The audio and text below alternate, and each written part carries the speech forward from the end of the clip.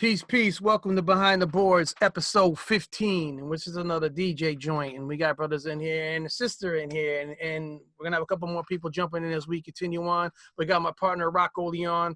We got Rob Swift. And what's your lady's name? Dilly.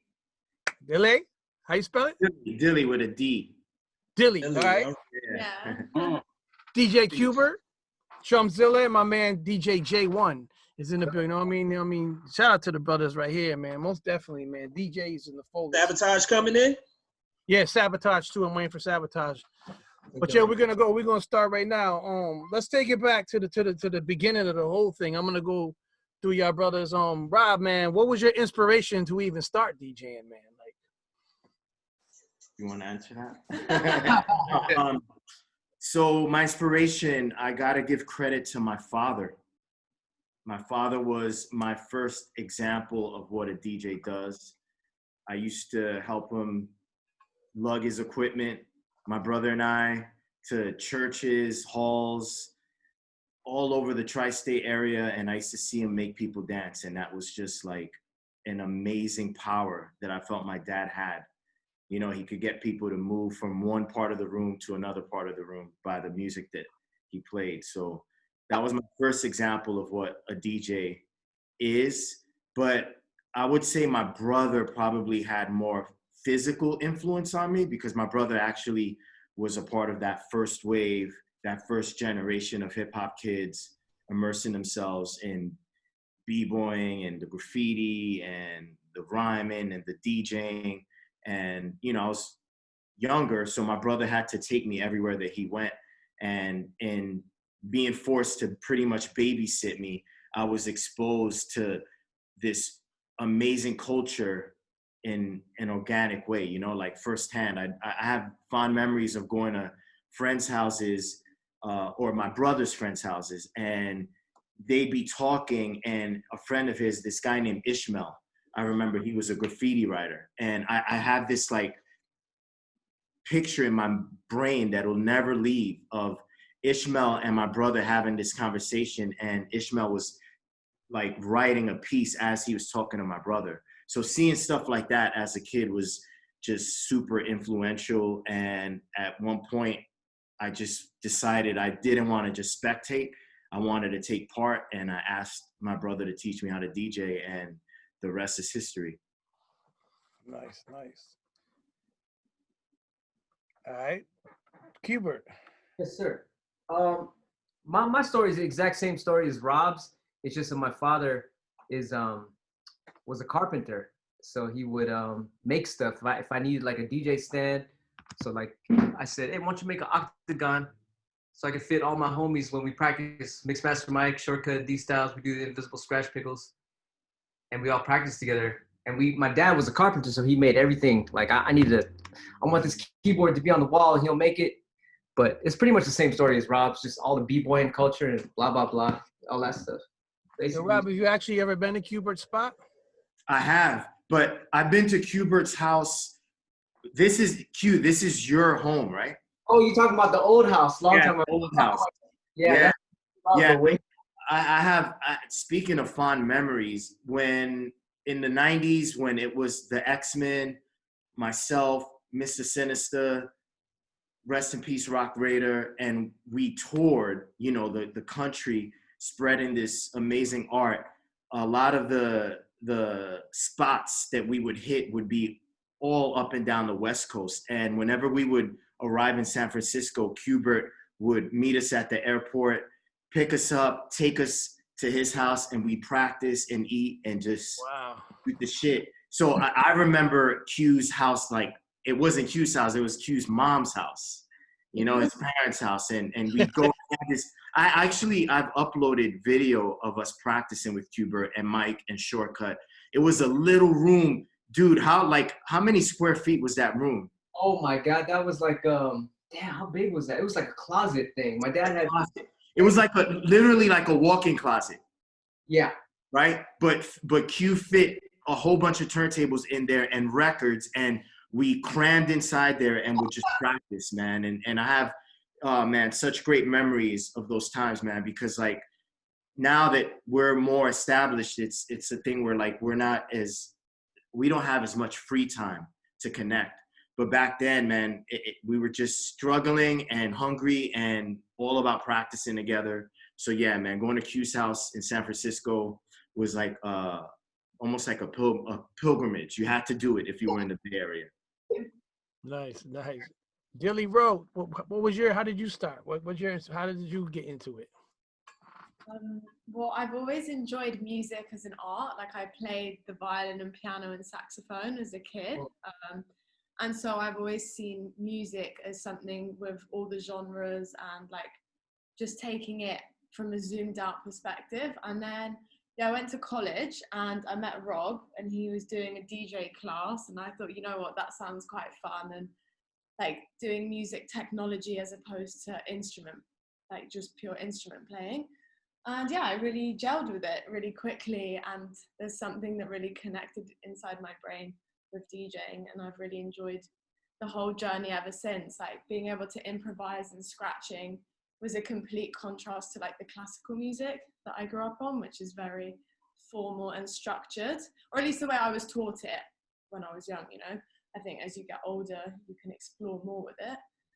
But yeah, it was like this whole new lease of life of like not having to be perfect and exploring yourself through another musical form. And so yeah, I've been absolutely loving what Rob and I have been building together and how I've been exploring myself through DJing in the last like year and a half. What country are you from? I'm from England. I was born and raised in London. Represent. That's what's up. Definitely got the accent. I thought it was Australia. Yo. What got you start DJing, man? You know what I mean? Shit. I had to be like 4 years old at my friend's house watching MTV because we didn't have cable at my house. And I saw the video for Walk This Way. And I was like, what the fuck is that guy doing? You know? And my mom had that same record. So I went home and I got in trouble for scratching the Aerosmith record. Right?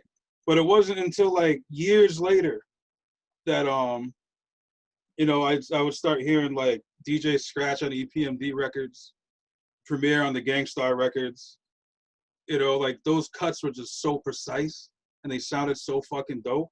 I wanted to know how it was done. So I didn't have anyone around me to influence me. So I'm in a weird part of Connecticut, right? I'm from New London County, and people forget it even exists because Connecticut for most people is Hartford, New Haven, Bridgeport. Yeah, that's it. You know, and then like there's like a weird, mysterious area where you suddenly transport to Rhode Island or Massachusetts. There's no like what the fuck is New London? And then casinos. You know. You're not far from the casinos, then, right? You're kind of close to them, right? I live in Norwich right now, so I'm smack dab in between both casinos. Yeah. Being from Connecticut, you have to be inspired by each other and the people you grew up around. You know what I'm saying? Yep. That's how I am. I didn't grow up around other DJs or any hip hop dudes, so I figured it all out myself. Wow. You know, and then like in the late '90s. I learned about dudes like Q and Rob and Sinister and Rock Raider and Mixmaster Mike. And I was like, these motherfuckers are from other planets. How the fuck do you do that shit? You know? So then I started collecting like DMC videos and ITF joints and all that shit. So that's how that happened. All right. J1. Oh, man. Kind of similar to Rob and Q-Bert. My father was the first influence because he would always play music on the weekends. And it was mostly 50s and 60s. As a 5-year-old, I didn't know what was new, what was old. I just liked hearing the music better than the TV. And then the hip hop bug hit me around 9, you know, when Rapper's Delight came out, blah, blah, blah. But it wasn't until I heard Buffalo Gals and Flash on the Wheels of Steel. I'm like, yo, what is that? And my brother, my older brother too, similar to Rob, he started off as a DJ, but didn't really stick to it. But most of his friends were DJs. And whenever we would get into his car, he had cassettes of mixes, early mixes in '82, a lot of Arthur Baker stuff, a lot of Latin Rascal stuff. and some early cut, Buffalo Gals, baby stuff, baby cuts and stuff like that. But it always messed me up until I saw the video of Buffalo Gals on Friday Night Videos, and I saw the hand on the 45. I'm like, you got to be kidding me! So the next day, I waited till my brother left the house, and he had a little record player. He had Aqua Boogie was my first record that I would mess with, and the rest is history. So I mean, I adapted to all kinds of music, but I was more into the electro stuff than into the freestyle, and of course hip hop. But Yeah. so, That's kind of crazy because, I can relate to all of y'all stories because I'm not a DJ whatsoever. I just like to play good music. But my dad also, he's of West Indian descent. He's Jamaican. Had the extensive reggae collection, you know what I'm saying? Technique turntables, big ass amp. And who said their father was, Q-Bert, you said your father was a carpenter. So my father would build the big ass speakers, you know what I'm saying? So he had those joints. So yeah, that's how, that's how we came up and shit. So learning from your father. So I want to ask, because my father had the techniques. So what was y'all first piece of equipment and turntables y'all had? Oh man. You got where'd he go? I mean, I started DJing. I mean, this ain't my interview, but I had stereo tops where the shit dropped and shit, and I took that shit. You know what I'm saying? Yeah, like How was y'all DJing on your aunt's stereo system, or was y'all going to your friend's house and using their equipment? Or for me, my dad is interesting because it's not like I grew up privileged. My dad worked in a factory, and I remember I'd look at his hands and like his nails would be all fucked up and his hands would be like just ashy and just fucked up from like working with his hands from 8 a.m. to 5 p.m, Monday through Friday. And he would bust his ass, save all his money, and buy top-notch equipment.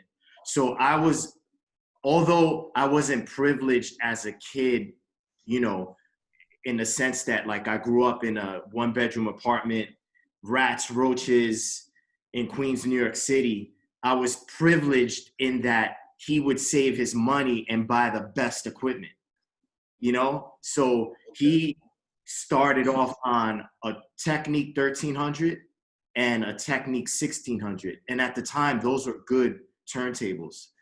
I wouldn't compare them to the Technique 1200, like nothing's touching that turntable. But overall, I was able to learn and develop and just progress as a DJ and refine my skills on those two turntables.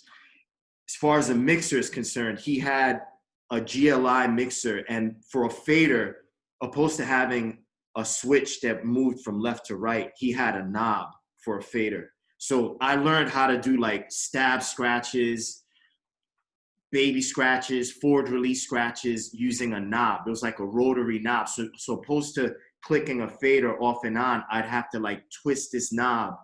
Yeah, like Jazzy J and the Roxy on the Beat Street shit. Yeah. That's how I learned. So and he had a tape deck, so I would record my sets. He had a microphone. He had everything because my dad was a mobile DJ. So I was privileged in that I wasn't that kid that waited to loot the equipment stores when the blackout of 77 happened. You know what I mean? Like I already had the equipment accessible. Okay. The apartment. Yeah. Nice. Q-Bert, what was your first turntables? My first turntable was same with you guys. Like it had the little arm thing, and all the records would drop down. Yeah. Another turntable where you could press a radio and you can press phono at the same time. You can scratch whatever's on the radio.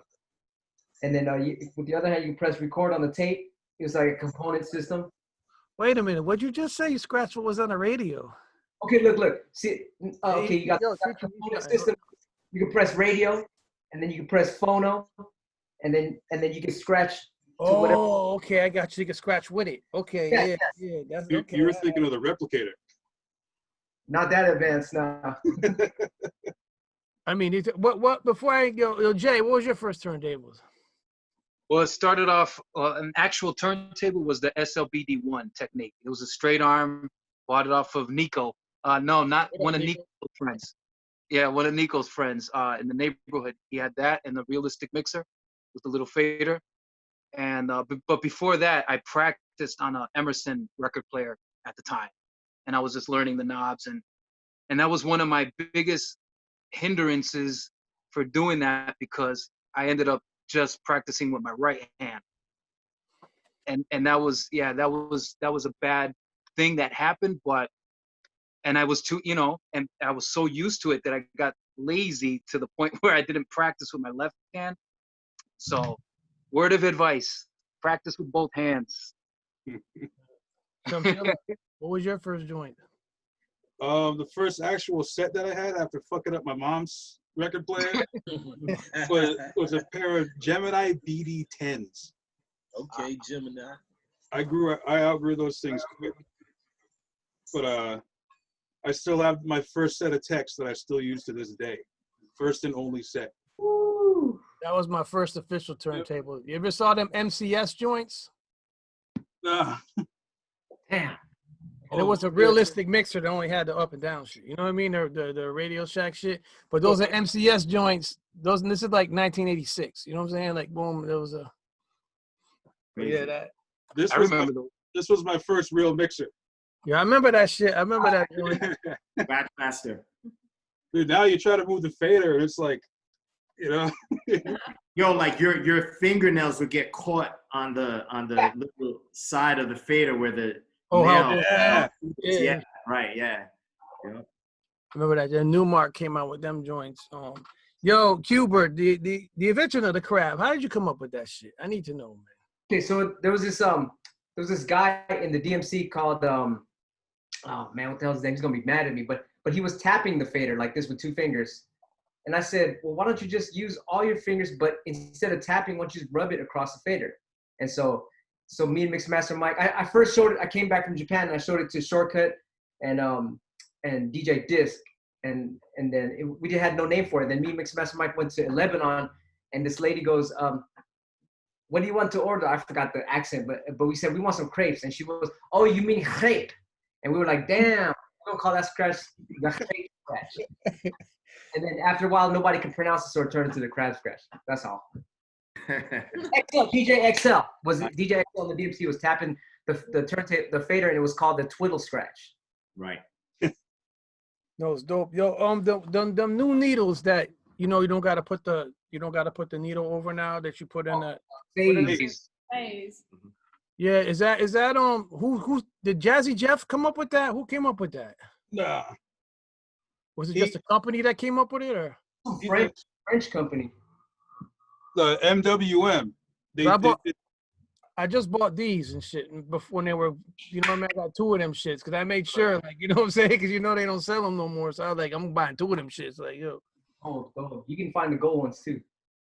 Well, I know you probably got a whole bunch of them. You got like what, 8 turntables on that table or 10? How many you got on there?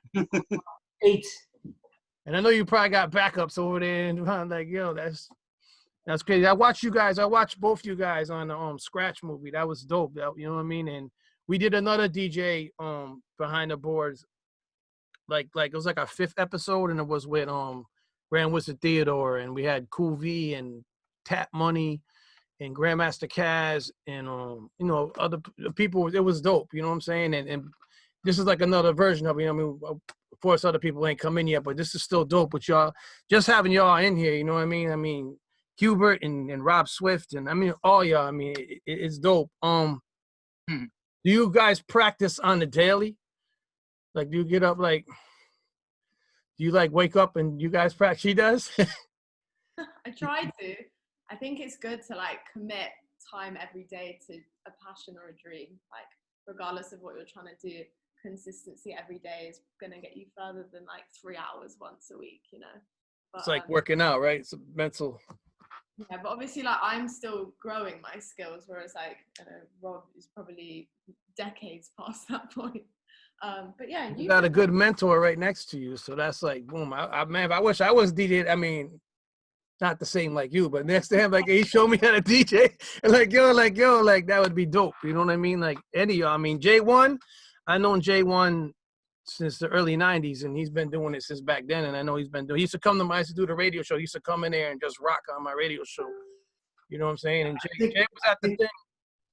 I was gonna say real quick, for me, to piggyback what you just said regarding having another body there, another person that's creative to feed off and watch is important. So with regards to practice, what I like with regards to dating a girl that DJs as well is that whenever I'm not necessarily thinking about practicing and she might be, it inspires me to get up off my ass and follow her into the studio and practice with her. And then what ends up happening is we start bouncing off ideas and we come up with a dope routine together. Yeah. You know what I mean? So practicing is important because it makes you better. You know what I mean? And you develop and you grow and you fail at what you're trying to perfect. And in failing, that's how you kind of understand your potential.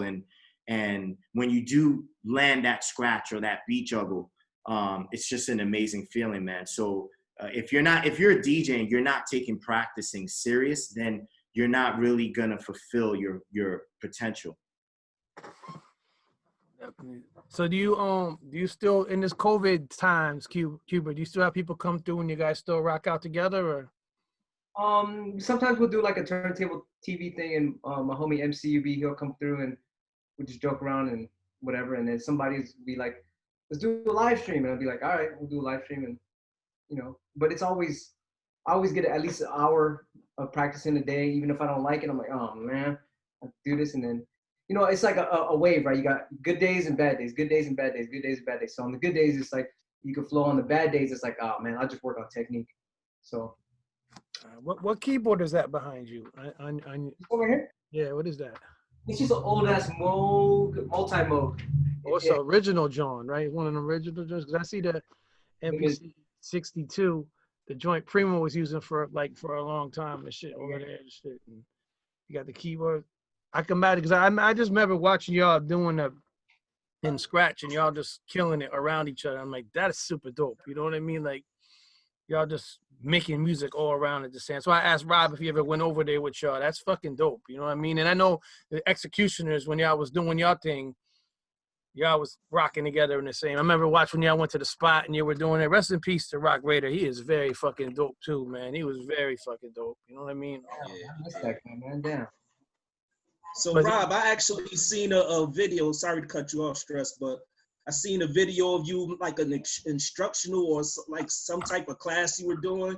Now, is that something that you do regularly, or was, you know what I mean, do you plan to get into more like master class? Yes, things?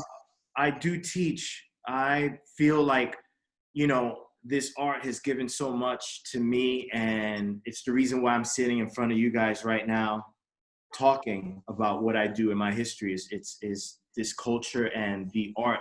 Specifically DJing has just like helped me develop as a person and create an identity, you know? And this is my way of giving back.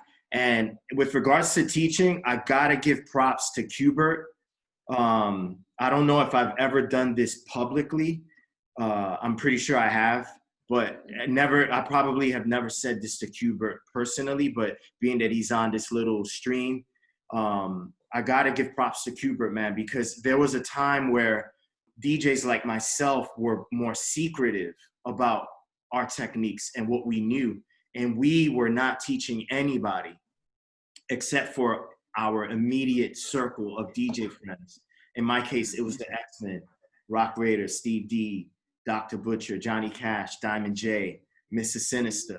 You know, we amongst each other would share ideas and help each other grow and teach each other things. But outside of that circle, we wouldn't teach anyone anything. And Q-Bert was the first DJ, the first turntablist to say, you know what? I want people to know how I do this scratch. And at the time, for us, it was just like, yo, what is he doing? Like, he's giving away our secrets. But now I look back and realize that he was ensuring the longevity of DJing, specifically, quote unquote, turntablism. You know what I mean? So in teaching the art, you're passing it down to the next generation, and then they could pass it down to the generation after that. And here we are in 2020, because of cats like Q-Bert. Now there are, I don't know how many DJ schools that exist and how many people teaching this art. So Q gets a lot of credit for that. And you know, I'm here to say, if it wasn't for Q-Bert, I don't think I would have had the foresight to get involved with teaching to the degree that I have. And I'm glad that I made that decision, because it's allowed me to make myself useful to the art form and provide help for people that maybe don't have access to me in New York City that could watch a YouTube tutorial. You know, Q-Bert was the first dude to put out VHS tapes telling you this is how you do the crab scratch, and breaking everything down, you know, level by level. Q was the first guy to start putting names to a lot of these techniques. Before 1991, you know, there was no name for scratching other than scratching and the transformer and maybe the stab. But Q started like really putting verbiage to what we do, man. So I could go on and on, but like Q deserves a lot of credit for sure. Yeah, that's weird, because I'd be going to your videos and I'd be learning from you now. Right on, bro. It's full circle, man. Give and take. No, that's really dope. I mean, learning off each other. You know what I mean? Your flowers.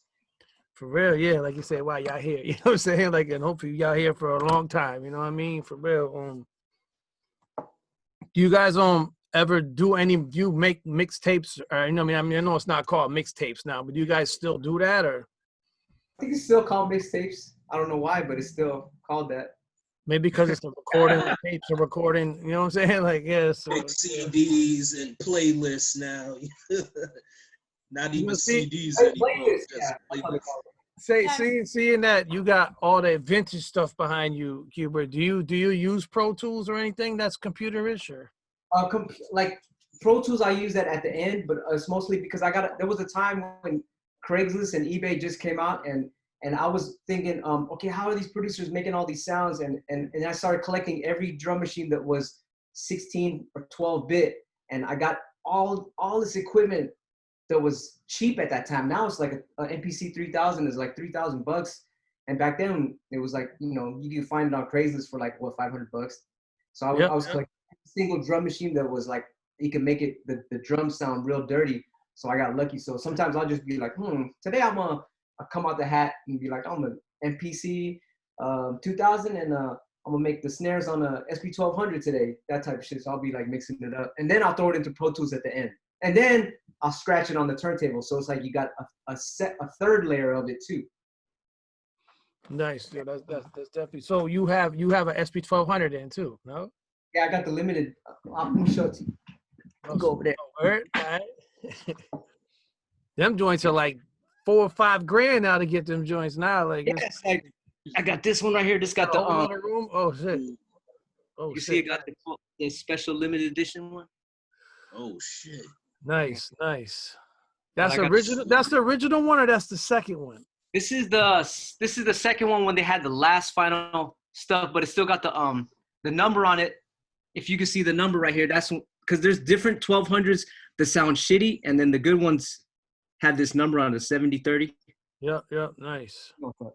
I see you got all that equipment up there. That's crazy. We took it to a whole nother room. Yes. EPS 16, yep. Yeah. This is good. It makes the drums dirty, the SP404. Yep, the lo-fi joint. And I see you got the machine over there too. You got everything. You got the S950? You know what's up. All right. And you got the Avalon. You got the 3000. All right, I see. All right. One of them joints. I got another studio downstairs. We can go there later, but this is good too, right? That's sweet, right? Oh snap, yo! Yeah, there's probably not one piece of equipment you don't have. I tried, man. I was lucky because like I said, back then when Craigslist first came out, everything was cheap. Now everything is expensive. You got an 808? With the cover. Oh snap! Wow. Man, here you go.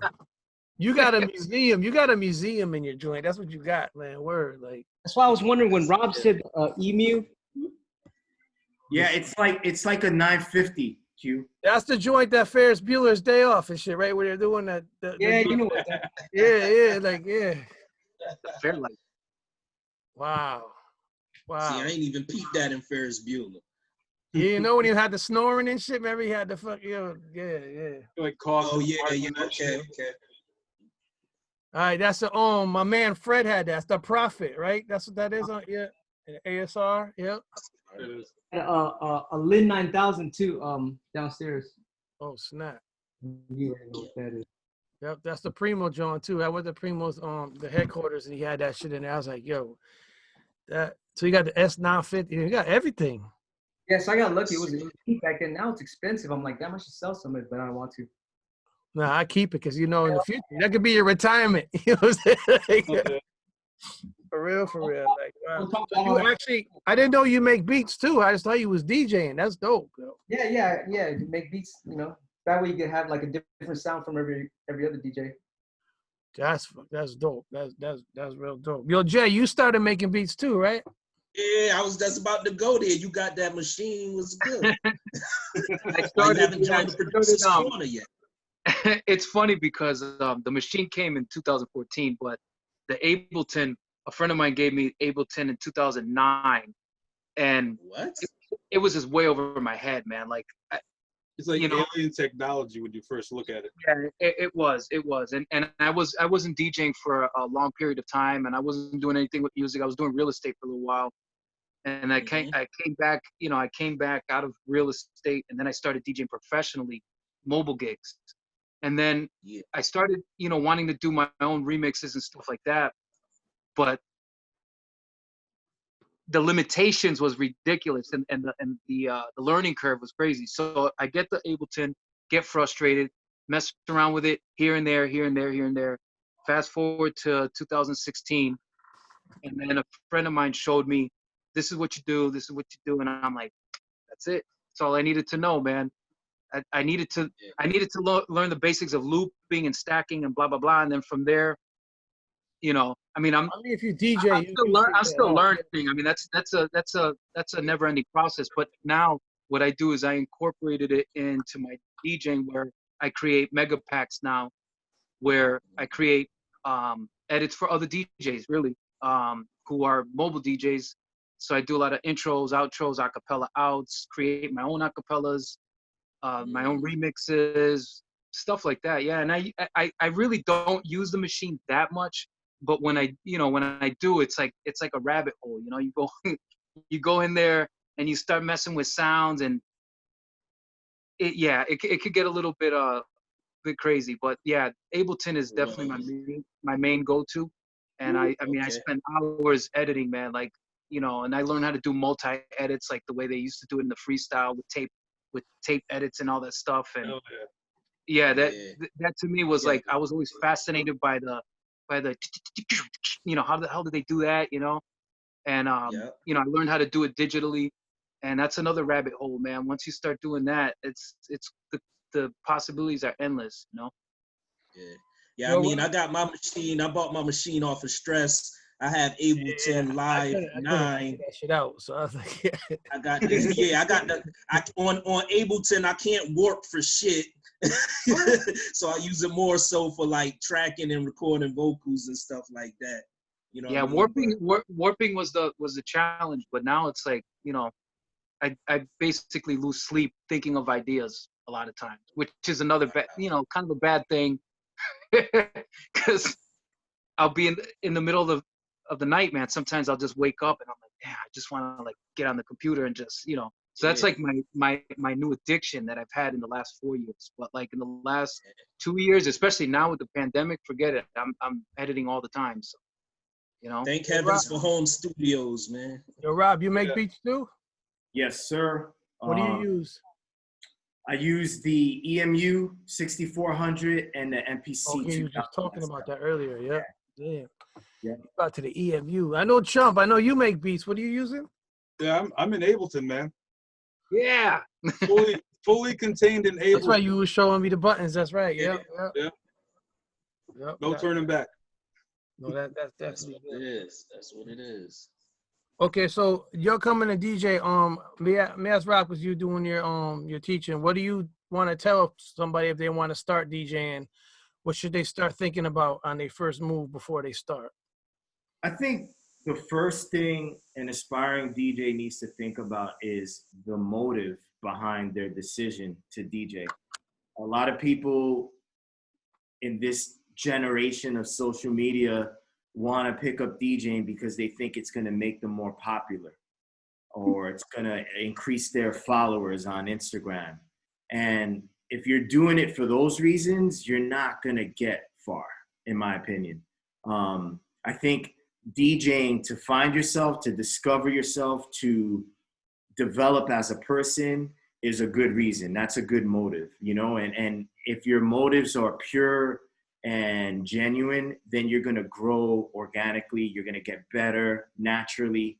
And I think if you ask Q-Bert or myself or any of the DJs that, you know, in my opinion, are responsible for the popularity that this art is today, we didn't do it thinking it was going to be the way it is now. We just did it because we loved it, you know?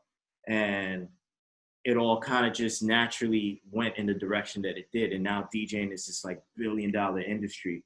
But if no one DJ'd as of tomorrow, I'd still do it because I love being creative and I love discovering who I am as a creative person through DJing. So the motive behind what you do is very important. Do you think that if somebody wants to start DJing today, do you think they should go back and learn the history of the vinyl and all that, or you think it don't matter? Like, I mean, I got an NS7, but I got 1200s too. You know what I'm saying? Like, boom, and I you know, think carrying a go ahead. Yeah, it matters, man. It matters. Any discipline that you're gonna get into, whatever it is, you have to understand the history of that discipline to grasp the concepts that you're gonna teach yourself or learn from someone. So I always encourage my students to, even if they don't have access to vinyl as easily as we did when I was coming up and Q-Bert, for example, was coming up, do what you can to order vinyl. Like my girlfriend actually, when she started DJing on her own without me prompting her, started ordering vinyl because obviously you can't just go to a record store these days. Well, London has some good ones, but yeah. But like in New York, you can't necessarily just. It's so expensive. Right. Like, you go into like especially New York, because New York's such an expensive city, but for anything decent, it can be like $30 for one piece of vinyl. And that's quite spenny. What made you want to like actually just order the records on your own? Well, I grew up from digital from day one. You know, I had like the iPhone 2 was my first phone and all of that. So everything's been so digital for me all my life. Like, I'm a graphic designer, so I do my art digitally. And like, there's something so unique about having like a tangible record. Like, for my generation, right? None of you can probably relate because you grew up on all of this, but having like artwork in your hand and like the credits and the kind of learning process you go through and you're reading what goes into this like piece that you hold, like credits are something that we just don't have really access to anymore. So I could listen to loads of singles one off on Spotify, but I know nothing about who produced it, who inspired the artist. We're not given any of this information anymore. So there's something special about how you can learn about the music through ordering it as vinyl. And you can find a lot of weird underground music that's vinyl as well that never got digitized as well. I like kind of digging into sort of all sorts of weird genres, and because I grew up on a lot of like London underground electronic music, so like drum and bass, jungle, garage and grime. And so a lot of the original songs and music you can actually get on vinyl, but maybe less easily. Then you buy it and then you digitize it, right? But definitely like the credits and experiencing music as like a piece that's like graphic design plus music, then plus like content and information I personally really enjoyed that experience of music, and we just don't get that anymore. And I think it's a shame, and I think it like contributes to this like disposable nature of music now. Like popular artists aren't really producing albums. That's probably a generalization, but on the whole, I would say artists don't necessarily produce albums, like bodies of work, as much anymore. And there's something to be said for like looking at the whole creative process, and that's something that resonates with me more than, you know, scroll through endless Spotify tunes that don't really speak to me on a deeper level. All right. Man, Yeah, if it wasn't for liner notes, I'd have no bar to set my mix downs to. They're like, oh, I want my mix to sound like a Bob Power mix. I want to sound like Troy Hightower. You know what I mean? Like, what's his face? Eddie Sancho. Like, I'd have no reference. Yep. You know, if it wasn't for liner notes. Yes, sir. That's true, man. That was, in fact, I used to read my father's records just before I started school as a kindergartner. So I was learning how to like decipher labels and all that other stuff, man. It was, yeah, that and the smell of it and everything, man. It's like, you know, it's great. I remember the smell of 1200s. Just 1200s got a certain smell to it. They You know? do have a certain smell. My I fucking love that 1200 still smell. smells the same. I remember I used to have the, you know, the brown ones I showed you, and my man used to have them. I used to just go like this. You could smell that that motor smell in between the, what's it called? That's that certain smell. You know what I mean? And I always wanted, I just couldn't afford them at that time. You know what I mean? Well, I was gonna ask Q-Bert, when you guys do it on the table right there, is that Serato or is that just straight vinyl? Well, now it's a mixture of vinyl and whatever the guys use. Some of the guys use Serato, and then I use Tractor, and so it's just a mixture. Sometimes it's not, you just go vinyl. People had a little crate and you guys just go. Especially back in the days, it's just all vinyl, of course. And then now sometimes we'll pull out a scratch record if we want to use vinyl. Just because the feel is so much, there's nothing that beats like scratching with vinyl. But yeah, it's a mixture. Do you ever, any of you guys ever go do any type of parties or anything? Like, I mean, not now, but at that moment where you just bring vinyl and not just bring, I mean, Serato's easy. You just carry, it's easy to carry, but you don't just go out the way. Sometimes I'm just going to bring a couple crates and rock like this. Yeah, I've done that on a few occasions up until the lockdown. You know, there's a spot in New York, Brooklyn specifically, called Beer Wax. And the whole idea behind the venue is vinyl and records and just That's vintage dope. music. And the DJs there are forbidden. Big shout to Chris from playing Serato or off laptop and using a Serato app. You got to play vinyl there. And I enjoy it. And it just brings you back to like that, again, that organic, authentic skill of being able to like get a piece of wax out of an album cover, a record jacket, slap it on the turntables, look for the record, place the needle on the record, and that like those DJ skills that don't necessarily, I don't know, translate well or the same on a laptop. And when someone sees you like hold a record and look at the label and figure out which song you want to play, and then they see you pick up that needle and glide it across the record, it's just, I don't know, there's just a pureness to that, man, that you can never replicate on a laptop. That said, I use Serato. By all means, you know, you got to always keep up with the times and stuff. Yeah, technology. That I came up in the era I did because I always use the analogy of math. You know, I learned the math without the calculator, you know, using a pencil and a paper, and that's super important. You also promote DJs as well that like do vinyl. So Rob throws a party, well, before lockdown at Interborough, which you would bring like guest DJs each time, and a lot of the DJs actually got vinyl. Yeah. Like Diamond D did a 45 set. Yeah. I think Rich. That's even harder. 45 is harder. Yeah. Yes, it is. you got very little real estate right there, man. Right. But people see that and they realize the difference between DJing on a controller and DJing authentically, organically, using 45s, 12-inch records. And people actually like leave realizing like, wow, I just witnessed what this craft is about. And all these years that I've been going to bars and watching DJs on a controller and hitting buttons, I feel like I've been cheated. I've been told that before, you know what I mean? So I think everyone that is on this chat, on this stream, gets it, you know, and I think stuff like this, conversations like these are important because somewhere out there in the web, someone's listening, watching this, and hearing the gospel of turntables, man, and it might motivate them to kind of maybe put the controller down and experiment with turntables. Like the drum set or the drum machine, you know what I mean? It's, Yeah. you know what I'm saying? It's this Yep. live. You know what I'm saying? Like, that's at least know what it feels like, you know? Yeah, exactly. At least know what it feels like. And you know what ends up happening when you give yourself that opportunity to know what it feels like to actually DJ on vinyl?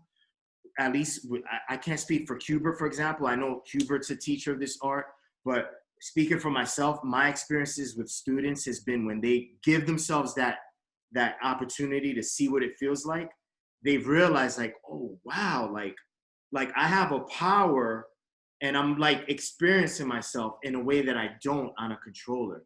And then they end up shelving the controller and just using their turntables, you know, or buying turntables.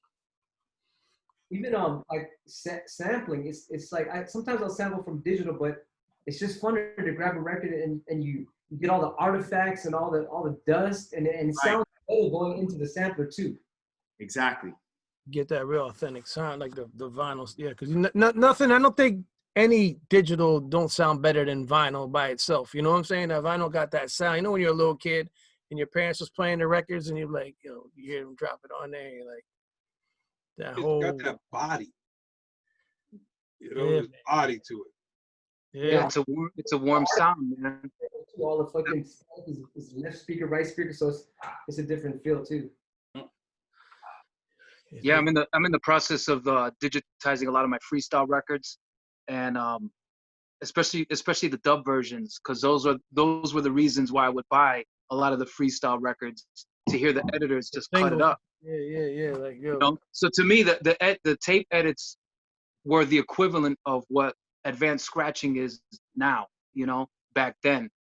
And I just recently, jumped on Mixcloud Live, because getting shut down on Facebook trying to play vinyl, because, you know, again, same what Rob said, you know, I love, you know, Serato and the convenience of it and all that stuff, but there's such a difference, man, when you're playing vinyl, because it's like there's no safety net, man. You only have so much time to play, even if you're playing on a 12-inch. So the other day, my friend showed me how to use OBS and all that other stuff. I started grabbing records out of here like a shoplifter, man, and just saying, you know what? Let me just play. And I felt so free, man. So I played 4 hours. I mean, I just took everything that I had here and I just started selecting, mixing, busted up my fingers, you know, just, you know, cuts and all. Like, I mean, finger cuts, you know, just digging in the records, drying your hands up. It just felt like the old times, man. And, you know, 4 hours straight, no interruptions, no getting, you know, booted off, straight mixing, little bit of cutting. You know, I'm not as advanced as you guys, but, you know, like you know, I have cut, man. You can cut. You know, and then yesterday I did a 2-hour 45 set with pop music. You know, I would have been instantly booted from Facebook. Yeah, I would, you know, so I was fortunate enough to record it, save it, and upload it to Facebook. It's still there. So, but it was a lot of fun, man. Yeah, it's a huge difference, man. And you know, I'm blessed to be in this chat with you guys, man. Yeah, that law has to go. We got to abolish that. We got to get like a movement going to abolish that whole sample law, because it's like, it's stupid. It's like, what if somebody like, I'm gonna patent the word fuck. Nobody can say fuck, and I'm gonna get paid. It's like stupid. It's like, what the fuck? Yeah. Right. And you know what? There was a video. Guy, shout out to DJ Kova. He had Crystal Waters on there, and they brought up the subject of playing copyrighted music on Facebook, and she said that it's up to Facebook and those types of platforms just to pay ASCAP and BMI just for the licensing, so that way the artist can eat, you know. And that's one thing I like about the Mixcloud platform, because they did that. Yeah. And I feel good about playing music that I know that artists are gonna. I don't care if I get money about it. I just want to play. That's all I want to do. Mixcloud did that shit years ago. The thing about Mixcloud though is you can't play like an artist like more than 4 times that same artist on the mix. 'Cause I did a KRS-One tribute, and after the 5th song, it wouldn't let me put it on there. I don't think it's doing that anymore. No, it's not doing that no more. I know a workaround for that. I was pissed. I was like, yo, I did all this time. I know I used to just do it because we used to be on the internet, and I did a Mobb Deep one, and you know Mobb Deep, they're gonna catch you as soon as something's playing. You know what I'm saying? So it's like, how long ago was that though? 3 years, 4 years maybe ago. Yeah. I don't know. As far as I know, there's a lot more freedom now, especially with the live, because they incorporated some kind of percentage for the artist to get Twitch paid. too let you do it. Am I correct? Twitch is starting to get on it, or they're starting to get do copyright strikes on there too. The for the Mixcloud thing, if you upload a mix and you put your track list up there, and it says like 4 KRS-One joints in a row. Oh, I didn't even put nothing. You know what I mean? I look at it as a cassette tape. You know what I mean? So yeah. So, but like I got a joint up there that's got like a couple 50 joints in a row, and I just said 50 Cent medley, and it's up there still. Okay, because I remember when I did it, I was upset about that. I'm like, damn, I can't make a tribute. Like I did an MF Doom tribute on YouTube, and it's still up there. But in other certain countries, it won't let it play there. You know what I'm saying? It's like because of the songs and shit. You know what I'm saying? And bad with that stuff. Like you can even have like 10 seconds of a song. Like you'll do a whole mix, you'll film the whole thing, and then 5 seconds of a song that'll be like blocked in all countries. Or you can like cut it out. I'm like, I'm not gonna cut it out, so it's just playing, and then suddenly it's just like jump to the next bit. Oh, it's such a stress. I hope YouTube sorts the patterns their game, man. Like streaming is crazy now. You know what I mean? Like I've been in Instagram jail like 5 times. There's an Instagram jail. I thought there was just a Facebook for real. Yeah, they stop you from going live for a certain amount of time. Horrible. Yeah, it's dumb. It's dumb. And because they snatched the Charles Mingus sample off of an old Pumpkinhead record I played. It's crazy. Wow. That's crazy. Yep. And it's people physically listening, because there was a case with Don Henley of the Eagles, and he was testifying about copyright stuff, and he actually has 60 people that do nothing but listen on Facebook and check for his music, and it's got to be true, because I did a yacht rock mix on Facebook, and as soon as I played "Best of My Love" by the Eagles, boom, the video was gone. I was like, how much did they make? Selfish. Yeah. That's selfish. That's good. But we do what we do on Facebook. We do sample challenges. Jay, you know, we do sample challenges on Facebook. What I do is I post the album. It's a YouTube, whatever album, and producers all around the world make a beat off that album and post it in the comments of that post. You know what I mean? This is our 149th week doing it and shit. And they're putting the beats. We're going live on Facebook and YouTube playing all their beats, and they're taking samples from it, but we haven't been good in taking down from it yet. You know what I'm saying? Like, it's the way they're flipping the samples and shit like that. You know what I mean? This is for people all around the world. You know what I mean? So we've been doing it, you know what I mean? And, you know, that's what the producer's corner. This is the 100th week shirt. You know what I'm saying? So it's crazy how they could just take it. I mean, I got it. You know, I get a respect to the artist to put it out. You know what I mean? They ain't making. But it's not even the artist, Stress. It's not even the artist. Yeah, I know. It'd be the people who own the publishing or whatever. You know what I mean? I know.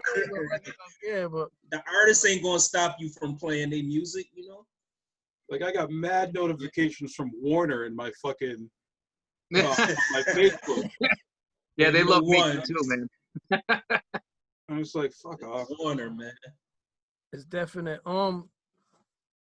You guys, do you guys do anything that's vinyl related anymore? Like you'll do your own vinyl with little parts that you put on a vinyl. I know Q-Bert, you was doing that, right? Where you have a record that got little breaks, little parts on the record. Yeah. It's called Dirt Style Records, and they got a series with Super Seal, and it's skipless samples, and it got breaks at the end where the record it just keeps looping forever. We got like a whole bunch right now. We got this one where like if you collect all 7 parts, it turns into this one big robot. Like there's 3 7 inches, 2 10 inches, and 2 12 inches. We came out with, well, I gave some to Rob, but then we have a new one now with the new Desert Storm robot, so you got to collect. If you go to thugrumble.com, you'll see it. That's fucking dope. That's real dope. Wow. Yeah, I've That's, seen the ones which are like puzzle pieces that you connect yeah. like with 9 puzzle pieces, and I bought a few when I first like started getting like my first That's vinyl dope.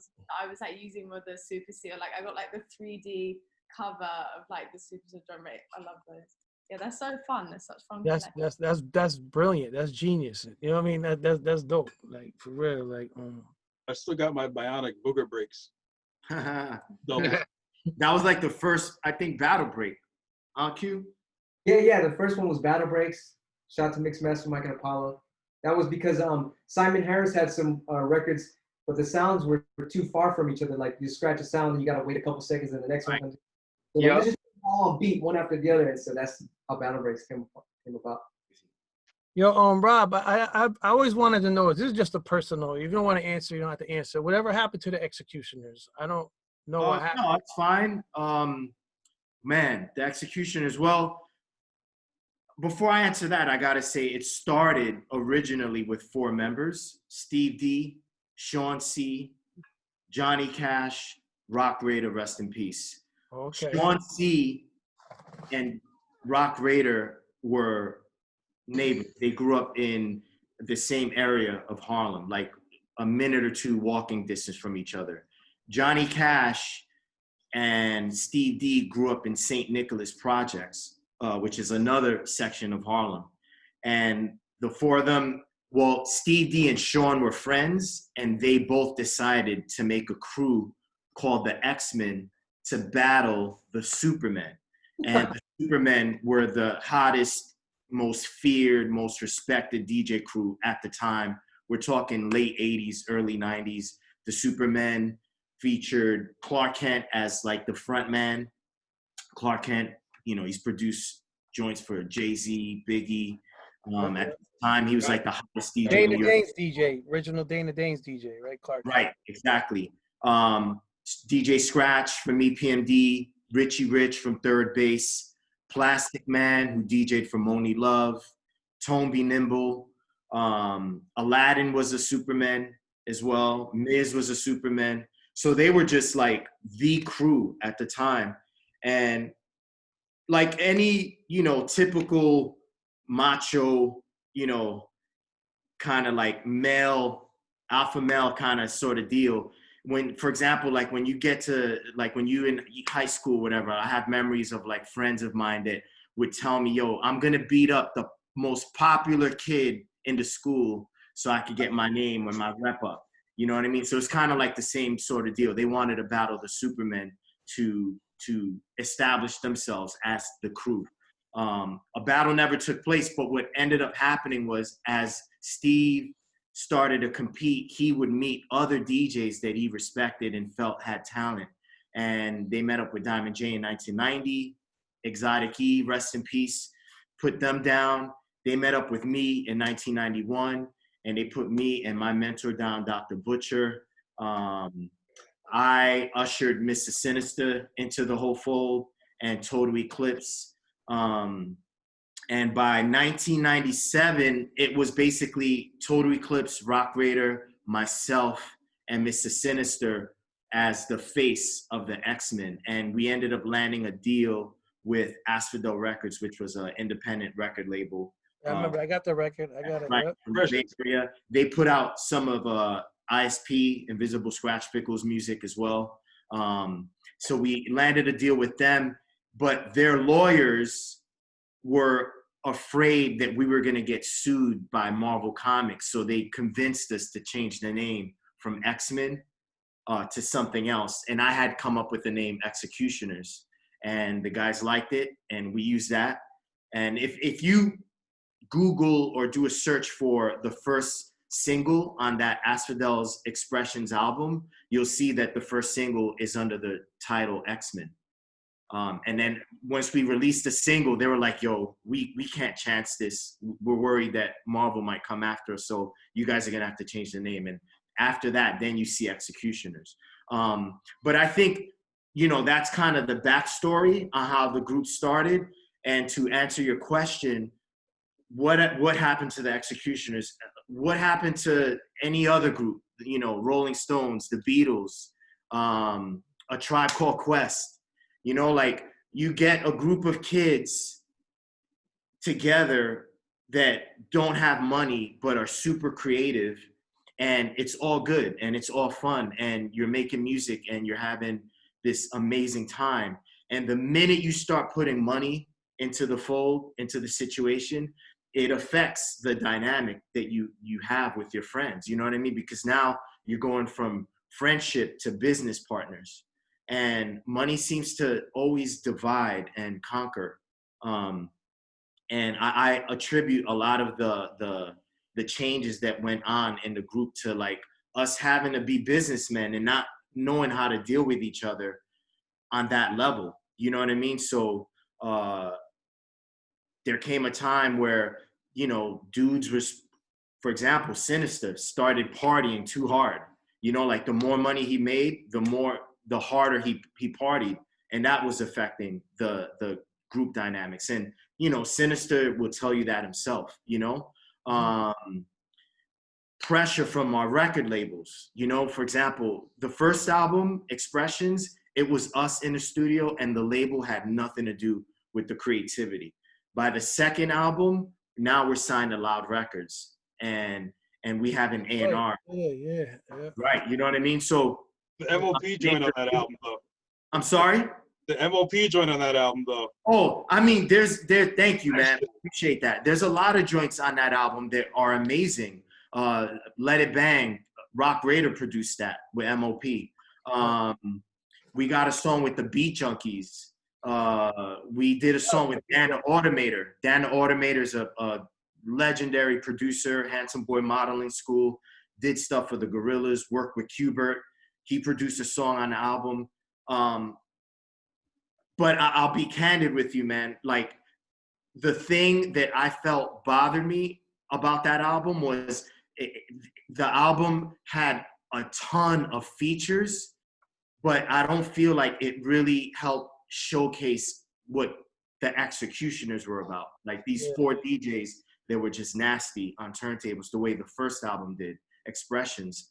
But at the same time, I'm thankful for that album, because if it wasn't for Sean C's idea to get us to collaborate with Linkin Park on the song It's Going Down, the executioners wouldn't have been propelled to like the mainstream audience, you know, and we had a song on MTV.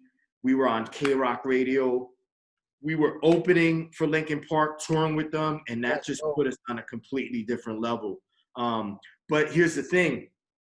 By the third album, Loud folded, and Columbia took us.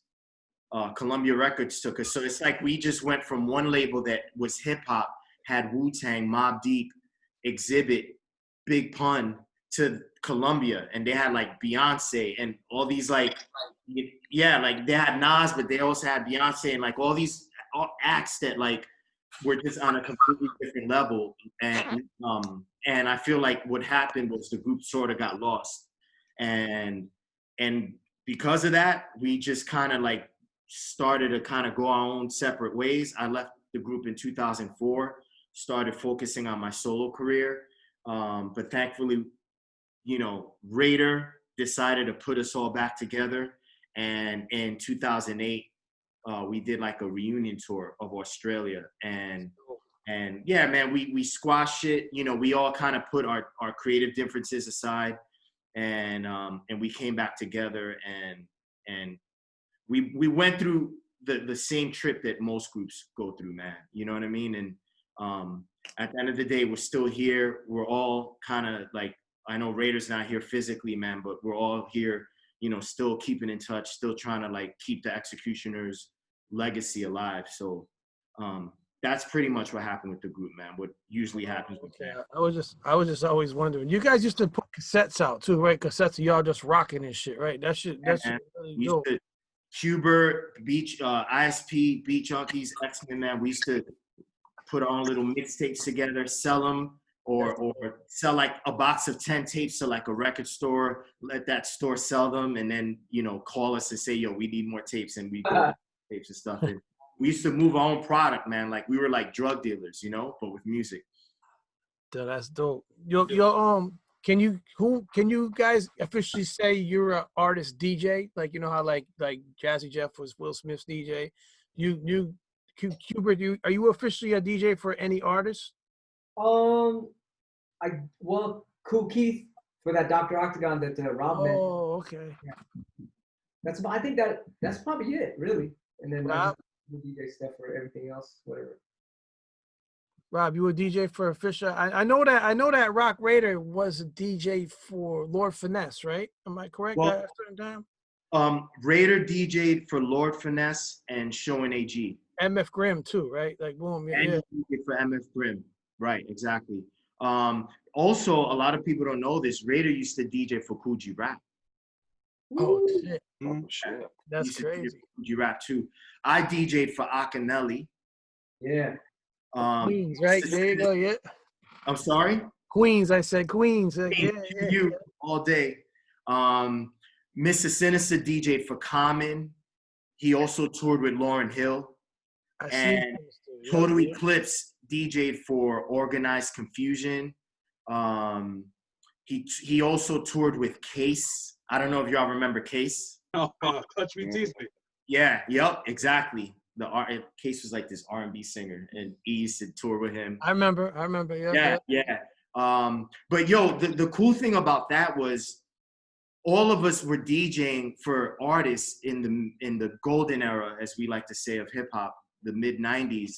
But when the X-Men started to blow up, we also started realizing that we needed to establish ourselves as artists and not just be somebody's DJ, you know?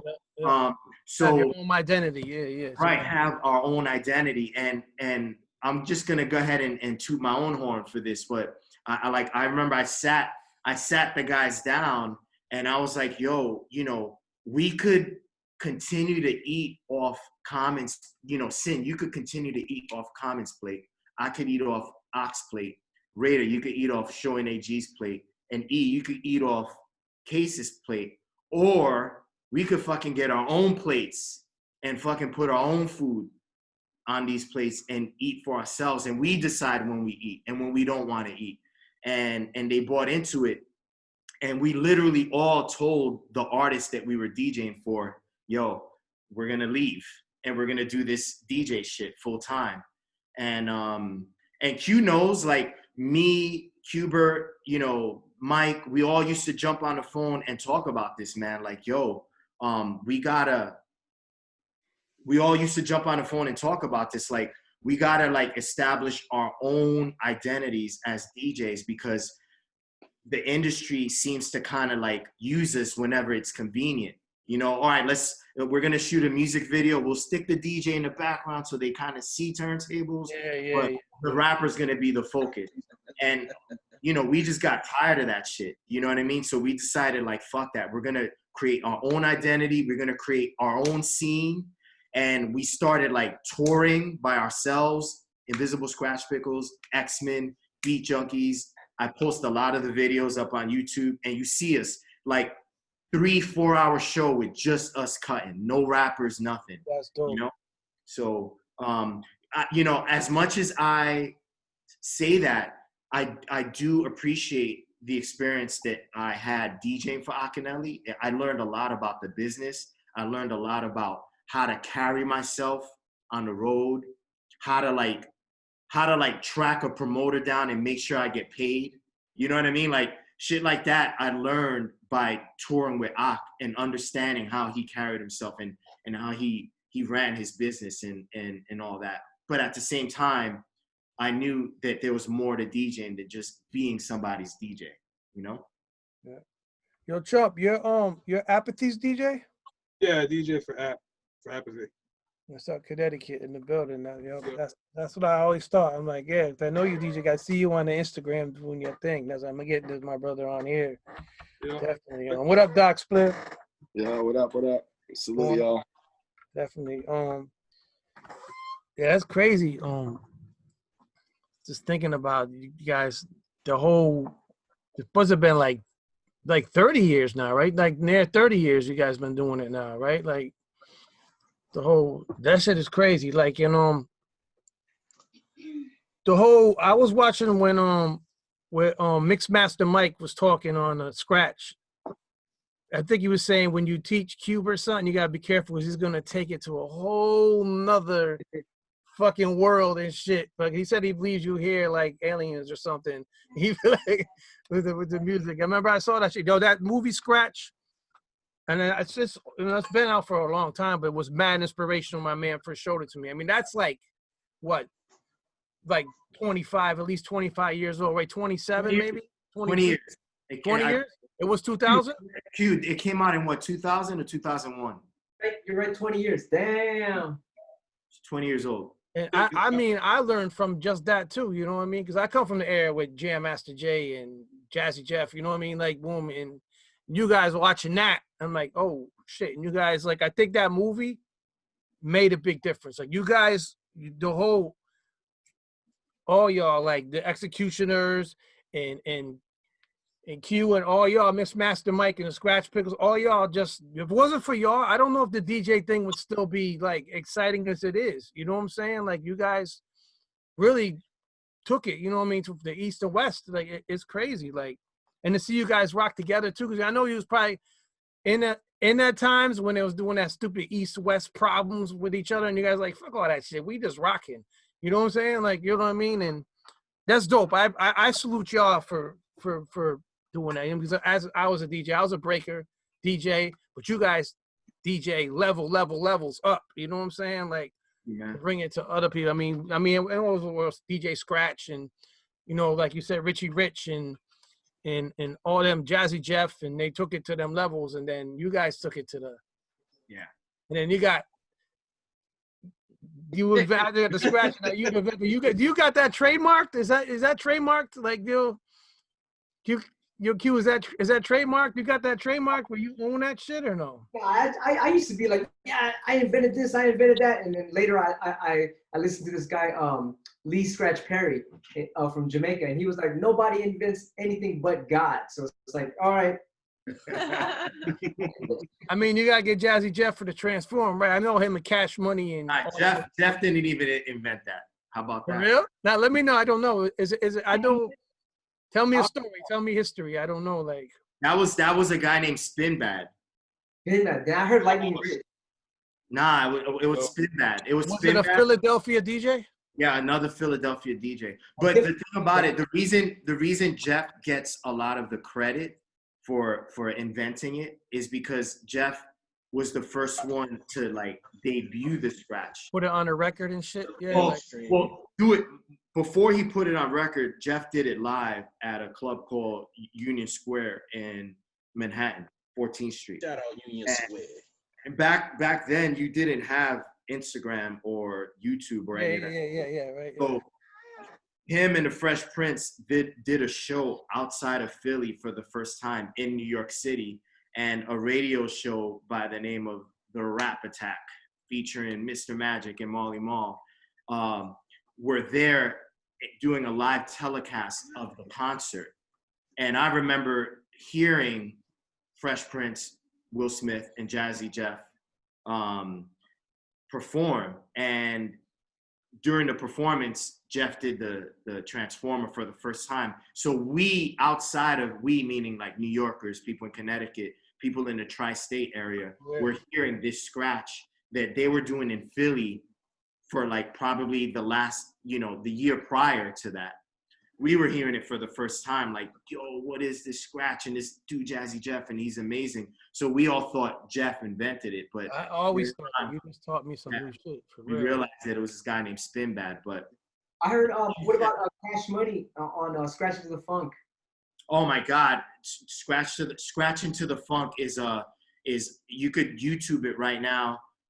It's basically, it's a recording of Cash Money in a studio showing off on a song called Pump Me Up by a group named Trouble Funk. Yeah, pump me up. Yeah, exactly. Yeah. And basically he was at this studio, and the owner of the studio was a fan of Cash Money's and asked Cash Money to just jump on the turntables and get busy. And they recorded the actual performance. So if you Google it or go on YouTube and listen to it, this is one take, like first and only take of Cash Money obliterating Trouble Funk's Pump Me Up, like obliterating it. This is 1986. And it's just amazing because it was 86. It was one, but the thing is, I want to stress to you that it was one take. Like it wasn't like he was like doing like premiere scratches where like you do a scratch and then bounce to a second. And do more scratches. No, this was just him on 2 turntables, and they just hit record, and Cash went bananas. And on that song, that Q reference is called "Scratching to the Funk." Dr. Funkenstein. Yeah, it was Cash Money and Dr. Funkenstein. But yo, Q, Cash told me that Dr. Funkenstein was like a made-up name. Like, what? Yeah, it was all Cash. There was no Dr. Funkenstein. It was just all Cash. And Cash said that it was called the Transformer Scratch, and then that record came out before the Magnificent, and then the name when Fresh Prince said not Transform, that's when it came the name popular.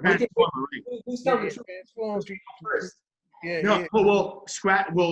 Scratch Into the Funk came out before the Transformer, and if you listen to it, Q, and everyone else on the stream that might be interested, you won't hear a Transformer scratch on Scratch Into the Funk. The scratches that Cash Money is executing on that song are stabs, chirps, forward drags, and reverse drags. Those are the only scratches, basic scratches. But my God, like in 2020, you listen to that, it's one take, and there are people that compete in DMC battles that cannot scratch like that.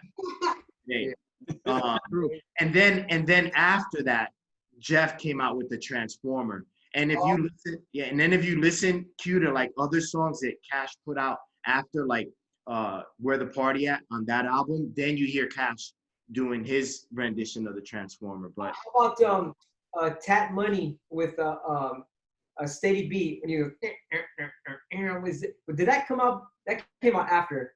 That came out after. Okay. Well, okay. Yo, excuse us, man. Q and I are geeking out right now. No. Go ahead. This is go ahead. Get it. So Q, I think what you're talking about wasn't Tap Money. It was a DJ named Grand Dragon KD. Yeah. So the first Transformer, like technically, the Transformer was debuted on a song called Bring the Beat Back. And Bring the Beat Back is a song by a rapper named Steady B. And in the second chorus, his DJ, Grand Dragon KD, does a Transformer. But here's the thing, that song came out like in the summer of 1986, but we didn't realize it was a Transformer scratch. Like you hear the Transformer scratch being done, but it was so primitive that we didn't know it was a Transformer. And it's not like Steady B in the song was saying, here's the Transformer, and then Grand Dragon KD did it. But in November of that same year was the Union Square concert, and that's where Jeff did the Transformer. And Will Smith says, yo, my boy Jazzy Jeff is gonna do the Transformer scratch. So he gave it context, and we understood what it was. That Union Square performance was a B-side to Parents Just Don't Understand. Wow. Yeah, like they made the live excerpt. They made vinyl of it. Yep, it's called Live at Union Square, November '86. I got that record. Yep. But yo, that's the ill thing about this art form, man. There's so much history, and there's text to it, you know. And again, like I gotta give a lot of credit to Q-Bert while he's on here, man. And people need to hear this because before Q, there was history, but it wasn't logged. It was just like you would have conversations like this amongst your friends, like, yo, did you hear Cash Money do this and on WBLS? And yo, did you hear Grand Dragon KD? Well, technically he was the one that first transformed, but it wasn't logged anywhere. It was just kind of debates that you would have with friends. But Q, I really want to commend Q for like being the first one to like start logging everything. Like, no guys, like let's literally jot down this history and give names to everything. So now we have like, because of that mindset, now we have a text to a lot of this, and we have names to the techniques, and you know, it's just crazy, man. It's so in depth. Nerdy, huh? But I like it. Cassette's called Hot Sauce in the Dick Hole. Mhm. No, but That word. you know, definitely Q-Bert, man. And I, you know what I mean? Just a salute, man. And the executions, all that, everything, you know what I mean? And you guys, wow, I don't even know how to even say. I'm just, thank you. No, thank you, man.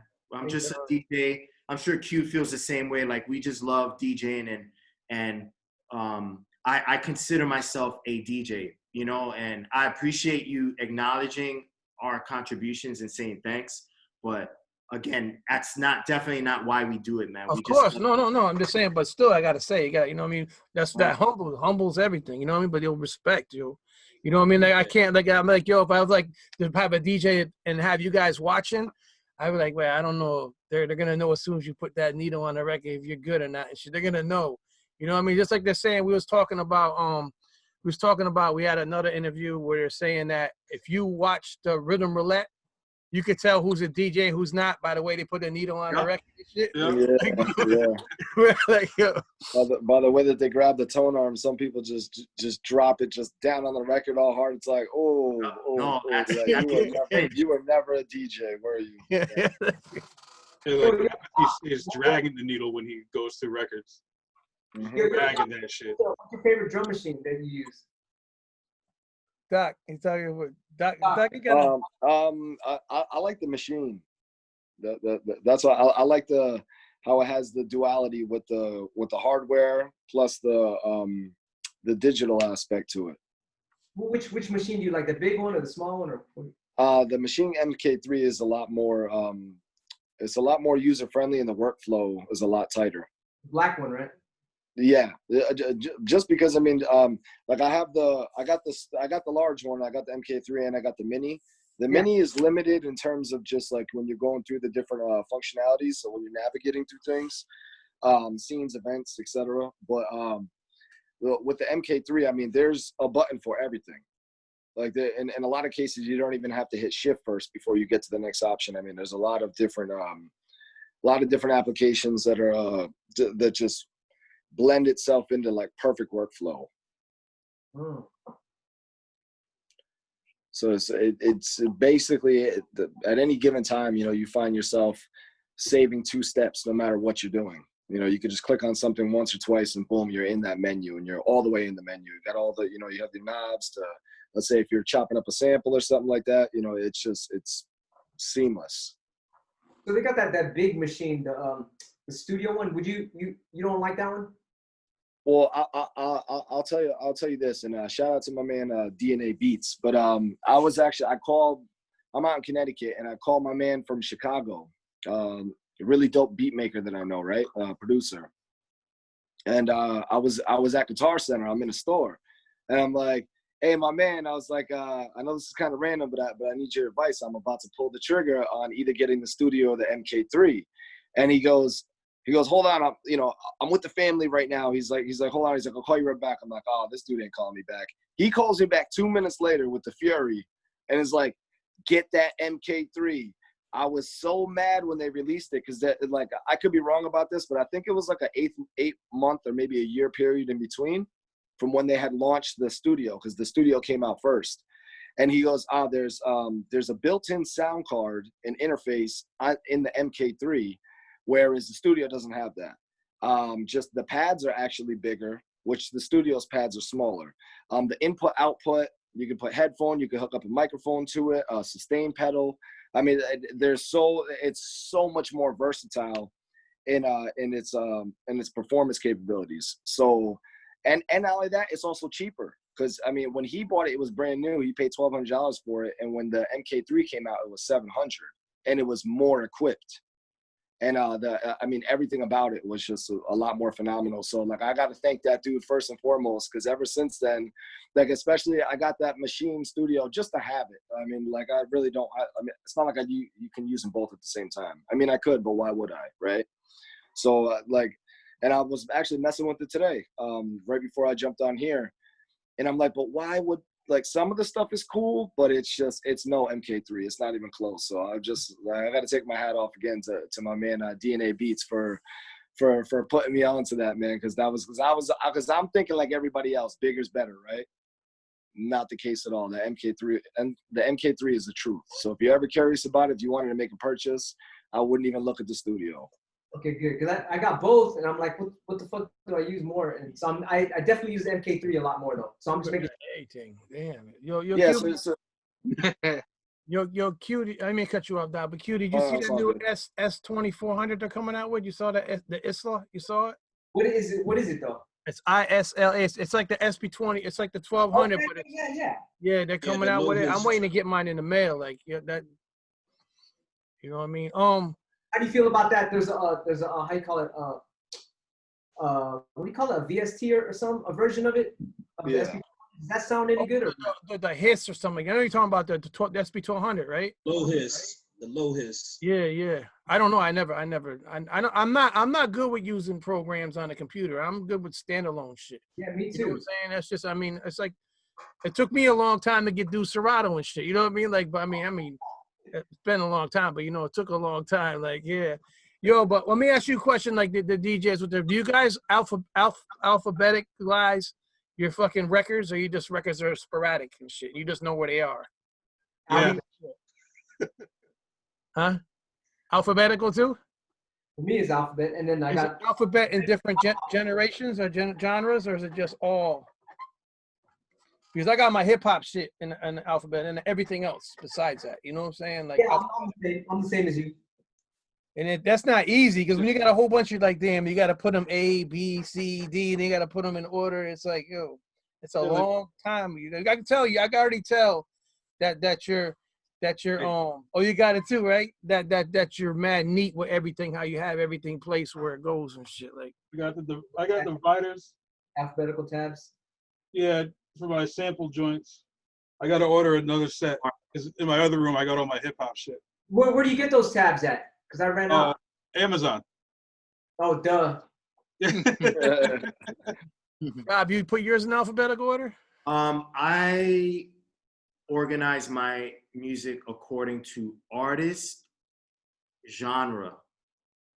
So I have different cabinets, and I know which cabinet has my jazz, which cabinet has my soundtracks, which cabinet has my 90s hip hop. And it's not necessarily alphabetized. I just know which cabinet has the genre that I might be looking for. So if I get booked to DJ Beerwax that only wants me to play vinyl, I know that 90s hip hop works there. I go straight to the cabinet that has the Raekwon, the Ghostface, the Mobb Deep, the Main Source. I know where that cabinet is. If I want to sit down and make a beat for an artist or for an EP I'm working on, I know where my, drum sounds are. So it's not necessarily alphabetized. It's more like genre. And I see the cabinets, and I know which crate has what, So it's almost kind of like a set list, really. Yeah. You know what I mean? Yeah. Like how, you know what I mean? Like, so, like I remember when I was DJing, that's how I would do it. I had nothing, except for maybe my collection to be like a handful of things. But I mean, I had all my Marvin Gaye records and Al Green records. But then I had another crate of all of the, let's say I had a Marvin Gaye record, and then I was scratching, or I was blending it with the 50 Cent record, like in the club. I would take those two and pair them up together or whatever. So then my very first record in this one crate would be Marvin Gaye, and on the crate, you know what I mean, on the right crate would be that one. Yep. And that's how I would systematically go down the whole crate. Yep. So Jay, you use alphabetical order? Genres. Yeah. Alphabetical order is a lot of fucking work, especially I got like 6,000 records, so it's a lot of fucking work. You know what I'm saying? Like, and I know you guys.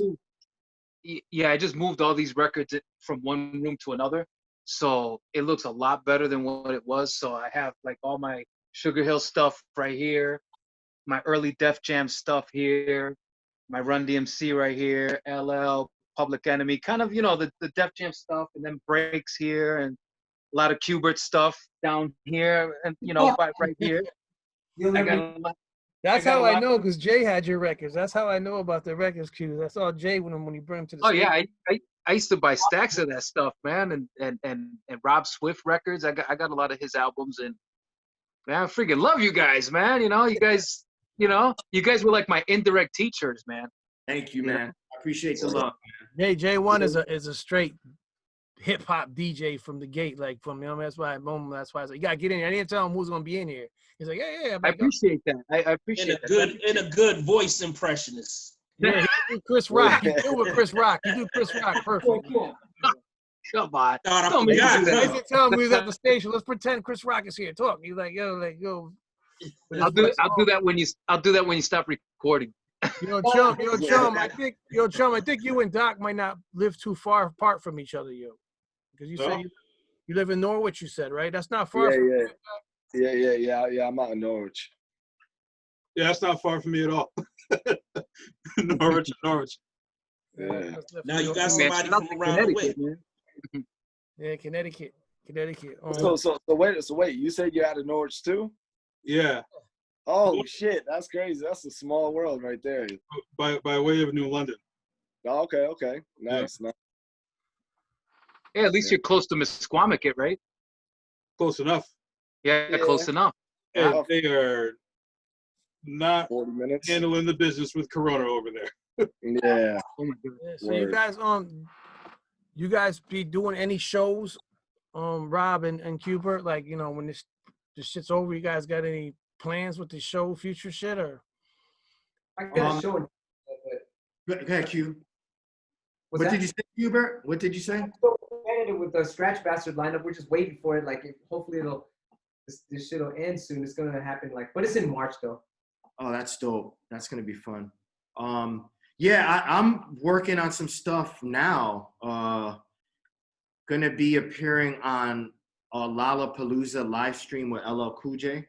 Yeah, I seen that. I seen you. Yeah. Yeah, that's gonna be pretty dope. Working on Who's that? we're working on stuff together, getting ready to tackle the fall.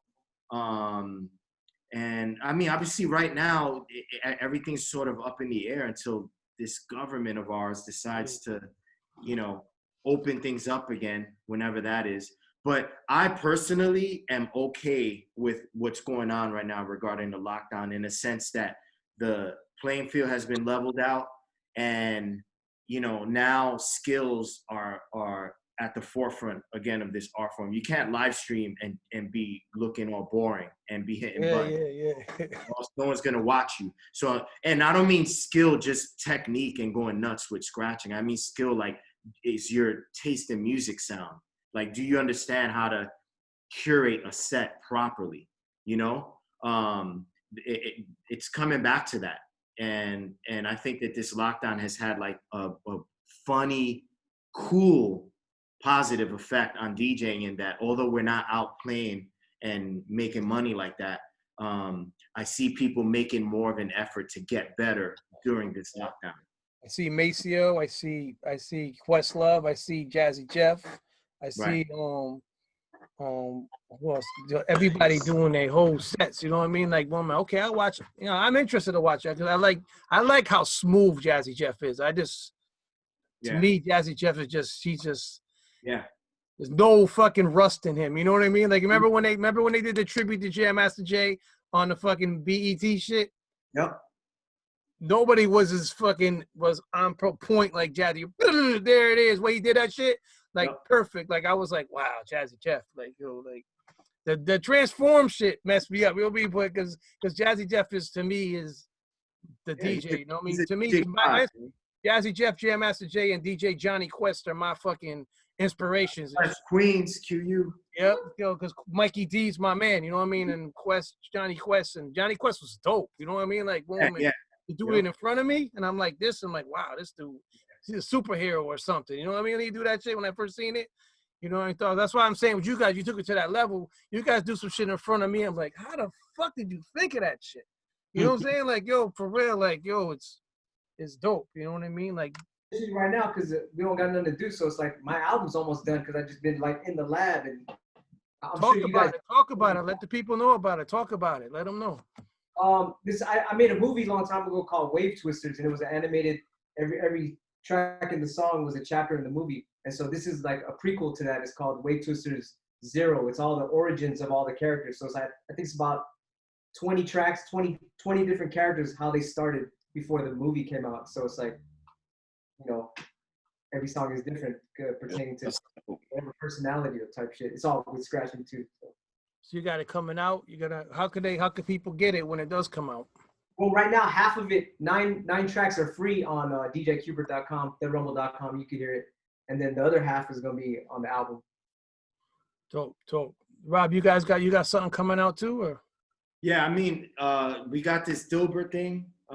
Dilly and I been working on some really dope ideas regarding just bringing back golden era hip hop. Yes. When you see DJs nowadays, like for example on social media, they're just DJing with modern music, and it's not to say that you DJ with whatever you want to DJ with, but I feel like a DJ should have a wider range of music that they toy with and expose their audience to. So Dilly and I have been working on like some really cool sets. I don't want to give anything away just yet. We want to surprise people, but yeah, well, we started doing like mixes together. You asked about like, does anybody do mixtapes anymore? And we just started like having fun around like events. So we did like a Valentine's Day hip hop mix. That's dope. As it sounds, I promise. it's dope. It's actually cool. It's really cool. You should check it out. It's on my Mixcloud, Mixcloud/Dilly. And then we did a Stay Home, Stay Stoned 420 mix. And Rob, obviously, he's never smoked weed in his life. Like, is the like virgin child right here. And whereas like I used to smoke weed, I don't smoke weed anymore. But we created this narrative of like the female voice through the mix is like trying to get him to smoke weed, and then he's like the 60s like anti-weed propaganda, and like we kind of made it this like trip and this journey through like different genres, and it's kind of like an experiential mix. It's not just like like shaggy and like kind of corny 420 songs, but like I was actually really proud of that. And then we matched some of the profit that we made from that to the NAACP like fund. So that's been like a really fun project. Yeah, we raised money actually with that project, and we donated to the NAACP and the Color of Change. With all that's going on right now regarding police brutality and bigotry and all that, we figured why not use our platform to give back. Yeah, exactly. So as far as projects and mixtapes are concerned, that's what this lockdown has produced, like more creativity. Like we completely started working together over lockdown. Do you know what I mean? Like we were just busy doing our own stuff, me with like school and my projects, and then Rob, he actually banged out an entire album in the first few weeks of lockdown. Yeah. Like he was like quietly working in the studio. I was doing my work, and then like he was like, "Oh yeah, so I'm just like mastering everything. I'm done." And I was like, "Wait, what? Yeah. What do you mean you've done all of this just like quietly behind the scenes?" So it's called The Cure. It's really cool.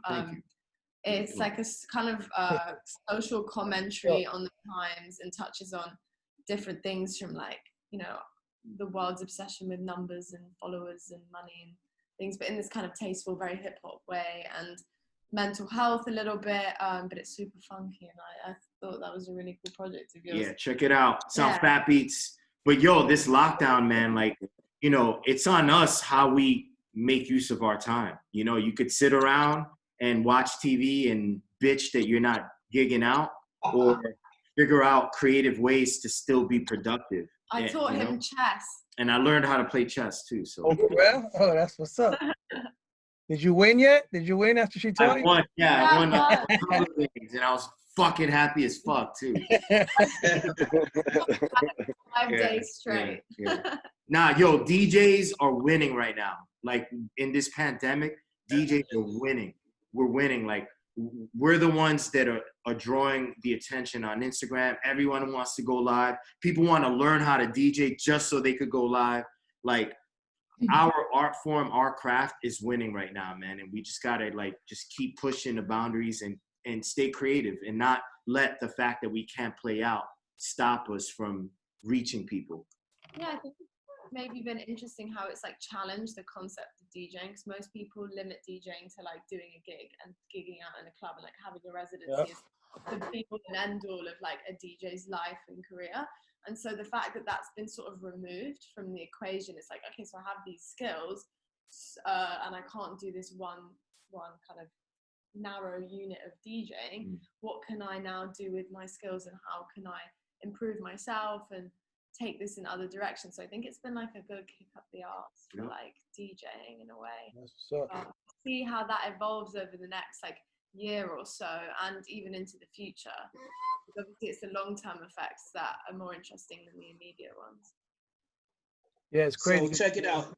Check it out. If I gave each of you a task, like a DJ genre task, and I gave you a minute, like jazz, 70s soul, and 90s hip hop, I gave you a minute to pull out your illest records. Which ones would it be?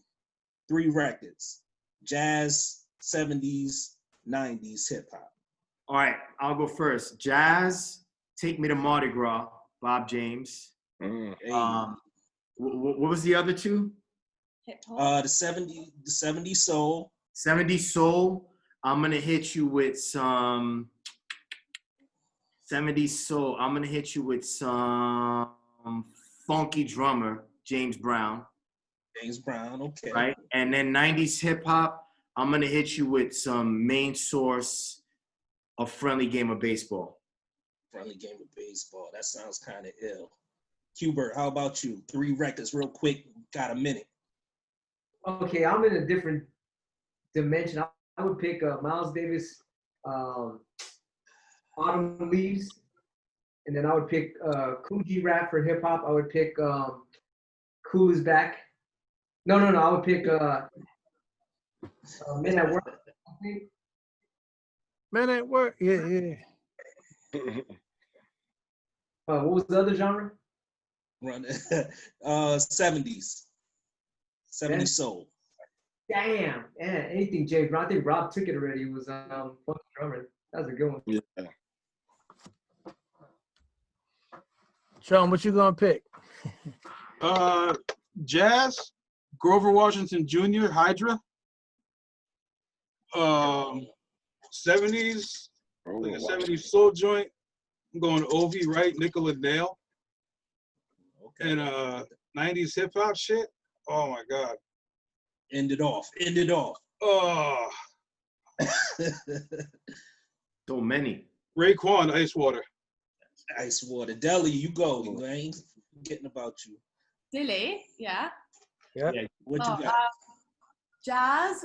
I found this Steve Reich song called, like, I think it's called Something in C, and it's like this crazy experimental orchestra like piece where he's like playing with texture throughout the song, like it's sort of experimental classical jazz crossover. You guys should check it out because it's crazy. Steve Reich. Okay. Then 70s soul, I think What's Going On, Marvin Gaye. That's a pretty appropriate one for the times. And then hip hop, like Missy Elliott's Super Duper Fly, the album like really resonates with me. So I think that's a little trio. I could dig it. Yeah. That was good. You got Jay? Oh my God, too many to name. All right, off the top of my head, Nautilus by Bob James. 70s soul. Oh my God, you're gonna make my head explode. Inner City Blues by Marvin Gaye. Okay, that's off the top of my head. 90s. Oh man, that's a lot. I'll switch it to 80s though. I'll go with Jazzy Jeff's. I'll go ahead. I'll take the L. I'll take the L though. Jazzy Jeff, Touch of Jazz. Yep. Touch of Jazz. Oh, okay. Doc, you got something? Yeah, he just stole my first 2. I was over here. I'm like, please, nobody take this. Sorry, man. So I'm gonna go with your first 2, and then I'm gonna do Ain't Hard to Tell, Nas. That was a good assignment. could appreciate that. That's definitely. Quick sets. Yeah, I mean, let me get before we do the end of the joint. Let me get a story. I need a story, Rob. I need a DJ story like that. And you never said to someone else like, mad stories. I got mad stories. Fuck, yo, I got crazy stories, dude. All right. Here's probably one of my favorite stories. I have stories that could get people in trouble, but I'm not. So I'm chilling with my mentor, Dr. Butcher, and we're out somewhere walking around. He gets a call from Large Professor. And Large Professor goes, yo, come to the crib. And Dr. Butcher's like, I'll come through, but I'm with Rob right now. He's like, bring Rob with you. So Drew hangs up. He's like, yo, man, we're going to go see Paul right now. I'm like, cool. So we go up to Large Professor's house, and we're chilling now. At the time, I had just learned, we're all talking about drum machines. Q-Bert's been asking everybody since we jumped on this stream, what you're working with and all that. At the time, the SP1200 was the most popular sampler. Everybody was using it. Pete Rock, Premier, Large Professor were like the main 3 trio hip hop producers of the time. And those are my idols. And I really looked up to Paul. And Paul, Large Professor, was actually mentoring me and teaching me how to use the SP1200. So I would walk around with a floppy disk of my beats. Back then, you would have a floppy disk. Yeah. Right? So we go to Large's house, and we're chilling, myself, Dr. Butcher, Large Professor, and Large Professor's roommate, Van. And we're just hanging out, chilling, and Large gets a call from some kid, and he's like, oh yeah, we're here chilling out, me, Rob, Ak, Van, come up. And the guy that called him was Nas. And Nas goes upstairs to Large's house, and he walks in. And at the time, I had already met Nas at the studio for the first time when we were working on Ak's album. Nas came, and which is another little side story. Nas came to Ak's session. At the time, you would go to each other's sessions and support each other. And Nas brought a DAT tape of One Love. He had just finished recording it with Q-Tip, and he brought the DAT tape to Power Play Studios for a Vagina Diner session. That's the album that Ak was putting together. And I remember Nas played it for Ak for the first time at the session. So that's when I met Nas for the first time. But I'm at Large's house. Nas walks in, gives everybody a pound, and I'm there chilling, and they're, bugging out. And next thing you know, Large throws a beat in, and they all start freestyling. Ak is freestyling, Nas is freestyling, Large is freestyling, and me and Dr. Butcher just there kind of, we're the DJ, so we're just there, listening to them, having fun.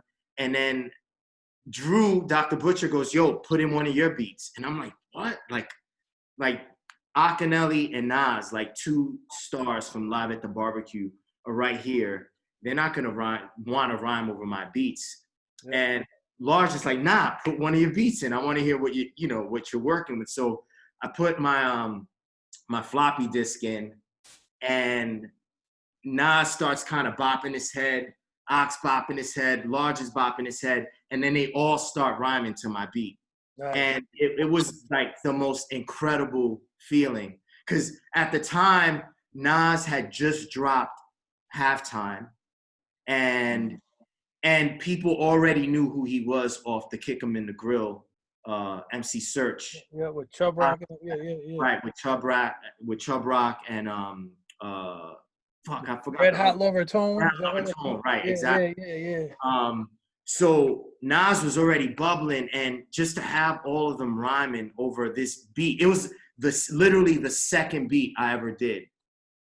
And so Ox rhyming to it, Large is rhyming to it, and then Nas starts rhyming to it, and I'm like, yo, I'm in fucking heaven right now. Like, dudes, like they were the hottest dudes out of New York at the time, and I'm in this apartment with them, and they're rhyming off my music. And today you would pull your phone out and film it, you know? And I then know you wish you did at that time, huh? Like, and I can't, like, I obviously there's no video, but that in the shit memory and shit. happened, you Like, know? And yeah, it was yeah, that's my little hip hop story, man. It was an amazing feeling, and it'll always be in my head, you know?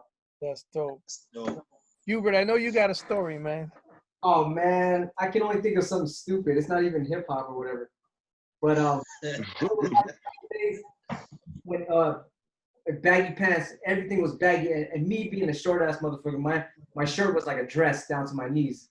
So I'm like, all right, you gotta go on. We're in France. We gotta go on. You gotta go on in like 5 minutes. I'm like, damn, I gotta take a leak. So I went to the bathroom, you know, those little whatever portable potties, whatever. So I'm taking a leak, and my shirt rubs up against the toilet, which is like it got shit on it and piss. Everybody's Oh man. I got a long ass white dress shirt, whatever. It's just a t-shirt for you guys, but for me, it's like a fucking gown. And then I go on stage, my shit. I'm performing. I'm like, man, my shirt stinks, and I'm performing. At the end of the show, this French guy, oh, DJ Q-Bert, may I please have your clothes? I'm like, hell yeah, take this shit.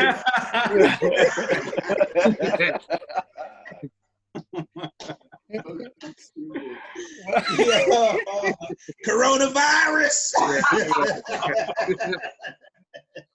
Yo, ChumZilla, you got a story? I know you be avidly working. You got a story? Not so many apathy stories that are coming off the top of my head, but I used to go do these mix master weekends with the beat miners.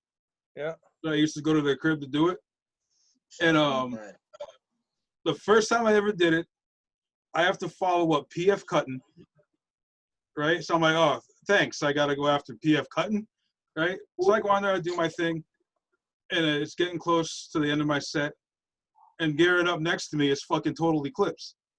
Wow. So I was in between PF Cutting and Total Eclipse. And I just look back at Evil D, and I'm like, really, dude? You're gonna put me between these motherfuckers? And then the second time I did it, I had to go in between Evil D and Boogie Blind. Okay. I was like, how are you gonna give me these spots? You know? But hey, you know. Hey, they putting you on a level though. That's what's up. You know. Yeah, that was pretty cool. That was pretty humbling. Like, and those are idols of mine, like Evil D and Walt. You know. So that was pretty dope. I don't know if Jay, you got a story, Jay? I know you got a story, yo. Yeah, the time I met Rob Swift and Mr. Sinister in Holyoke, man, when we did that thing for Gary. Oh, you know? Yeah. Yeah. And these guys killed it, and they actually used my S9. Grand Wizard Theodore was there, and I did a vinyl set. I mean, it was. I was going through. Large Professor was there. Yeah, Large Professor was there too. Yeah. Large Professor was there? Yeah, he was. Yep. Yeah. Oh wow! You know what? You didn't know that the whole time he was there. You didn't know that? Yo? Nah, maybe I was just nerves or whatever, you know. Yeah. So, you know, I didn't really have a lot of time to prepare because there was a lot going on at the time in my personal life. But you know, I did a vinyl set. It was really cool. As I was finished, there was food there, you know. And Sinister's mad funny, man. He had his mouth full. He said, "Yo, man, you did your thing, man. You did your thing, man." I thought that was validation right there, man. That's when it was. That's it right there, man. 2018. And just, you know, just to get a compliment from Rob, you know, that was cool, and everybody was showing me love and stuff. You know, it was cool. It was a great experience.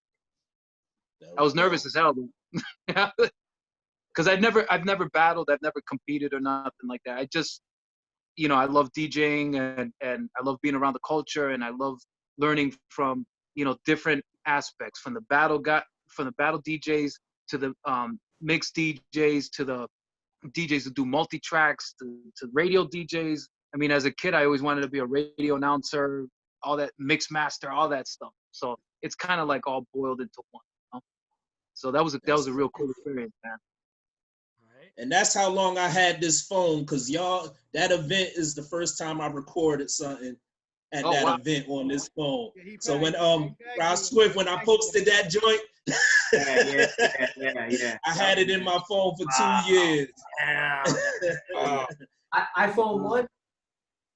No, it's not an iPhone. It's a T-Mobile phone, man. Good One shit. of their models. But You know what I mean? did get to record Sinister doing his Method Man routine, so I'm gonna have to post that. Yeah. Yo, Yeah.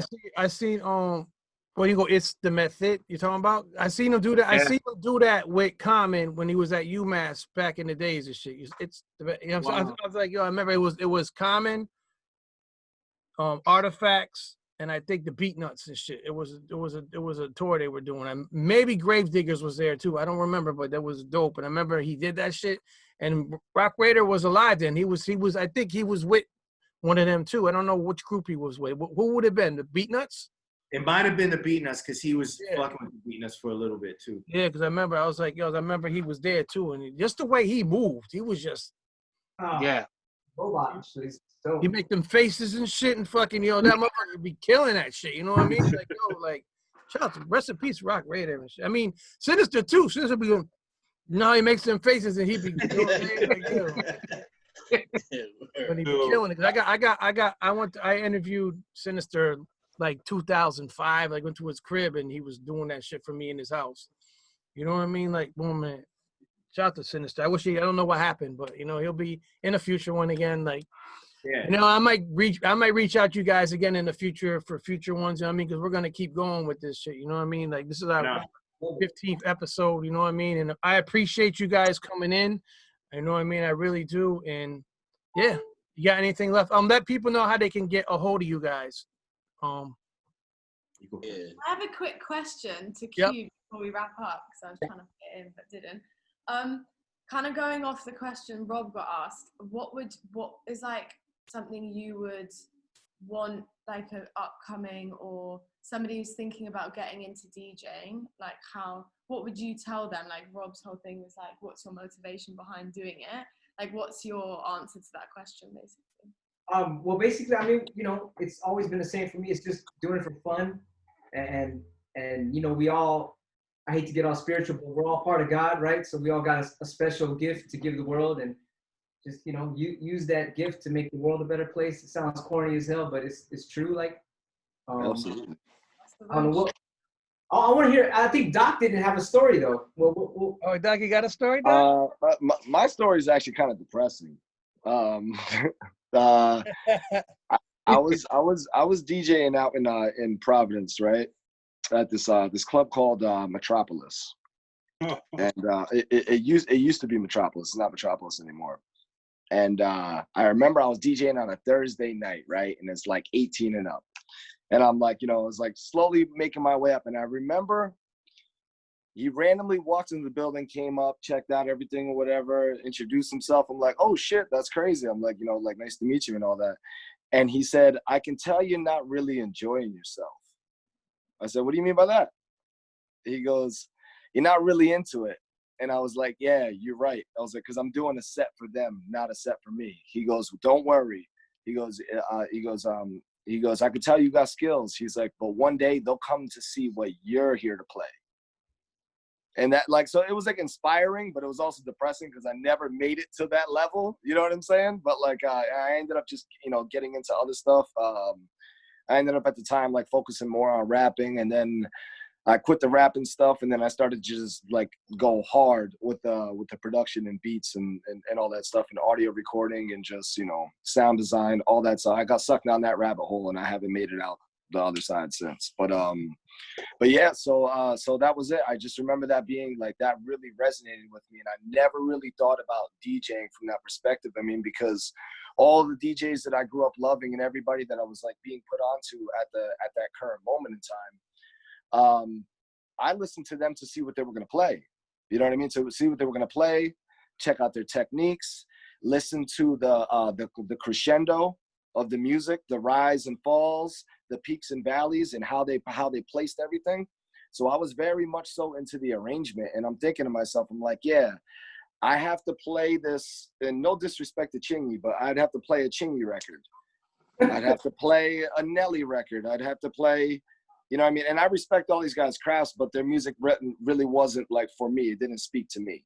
So there was something about that kind of it made me want to get to that level, but I ended up getting distracted, you know, in the pathway, and diverted into another direction. But I think that was always like a goal of mine, though, and I never quite achieved it, was to just go to a venue where people were there to see me play. You know what I mean? What about you, Dilly? What is your story? My story. I think when so I was opening for Pete Rock earlier this year in like January, and it was turning out to be like a really cool night. I'm like excited to get on. And then obviously with the new laptops, you need a dongle for do you know what I mean? Like the converter from like lightning to right. And so, you know, I'm about to go on, it's about 10 minutes until I'm on, maybe even less. And I'm like, has anyone got a dongle? Like, I think I've left mine at home. And I'm like, fuck, like, you know, when you're just frozen and you're like, I don't really have time to go home, but I don't really know what I'm supposed to, how I'm going to get out of this situation. Nobody had a dongle. And literally by the time I'd even realized, like, gotten out of my freeze, I text Rob something and he's like, I'm already at the house, like, with the dongle. Rob, within like about 5 seconds of me even becoming aware of the fact I don't have a dongle, Rob had gotten in his truck, zoomed about 5 million miles an hour to the from Brooklyn to Queens, like must have run every red light back, you know, like honestly something out like Speed Racer. I can only imagine how many old ladies he nearly killed, and was back honestly like at a normal speed. That would be like 40 minutes, because you know it's like a 20-minute there, 20-minute. There and back in about 12 minutes. And literally got on, killed my set. It was like one of my favorite sets that I've done. Like the energy was good, you know, and it all just like works out so well. But like, yeah, that was crazy. Like that was like superpowers from Rob there. I don't know how he finessed that. But yeah, that was my DJ story. Save the fucking day, man, Sky. Hey. That's what's Way to up. go, Batman. So yes, you got let people know how they could get a hold of you guys. Say your Instagram. Where could the people contact you? Yo, for me, Brolic Arm, BROLICARM on Instagram. You can visit my YouTube page, youtube.com/DJ Rob Swift. On Facebook, DJ Rob Swift or Rob Swift, my fan page and my personal page. And you could also check out my website, djrobswift.com. Yeah, I'm on Instagram at Dilly.Rowe, R-O-W-E. I also have a website which kind of links all my Mixclouds and YouTubes and all of that together, and that's www.dilly.world. And so through that, I will do posts and link my YouTube. Mixcloud is mixcloud.com/Dilly. Obviously I'm on Facebook. If you type in DJ Dilly, I'm like the first one that comes up. But yeah, if you want to get all of it, the website's probably the hub for all of that, dilly.world. All right. Q-Bert? At DJ Q-Bert on Instagram and Twitter, and then ThudRumble.com or ThudRumble for YouTube. We're gonna start putting more content on there. What do you guys like using more? Like Twitch, YouTube, Facebook, Instagram? Or do you use it all? I haven't really fucked with Twitch, but you know what I mean? But I fucked with everything else. You know what I mean? Like YouTube, Facebook, Instagram is probably the best three. And then if you have like a mailing list, that's always a good way of reaching people as well. Yeah, I gotta start doing ChumZilla. Yo, it's at ChumZilla on everything. ChumZilla.com. I got these bad Larrys up there. This one's my album that came out earlier this year. This one's a bootleg thing that I probably shouldn't be legally doing, but it's also on Spotify somehow. Whatever. J1. At JSoul Music on Instagram and J1 on Facebook, JAYONE. And my YouTube is JSoul Music as well. All right, Doc, you want to tell them how to get a hold of you? Have you even there? Yeah, I'm here now. I'm over here. I'm following the people to make sure I'm following everybody. I'm like, hold up, I know I followed somebody else. So like, I hurried up and got on the Insta real quick. It's Doc Spliph, DOC, exactly how it's spelled in the chat. I don't know if you can see it, but they see in it. the Zoom, it's DOC SPLIPH, and that's on across all platforms. You got an underscore on Doc_Spliph on Instagram? Yeah. Yep, that's okay. me. All right, that's what's up. And once again, I appreciate the episode. You know what I mean? Episode 15, and hopefully I get y'all back in the future. You know what I mean? Most definitely. I'm gonna stop recording it, but we can still talk. Salute, y'all. Thank you. I'm Thank trying to you. find my stop shit. All right.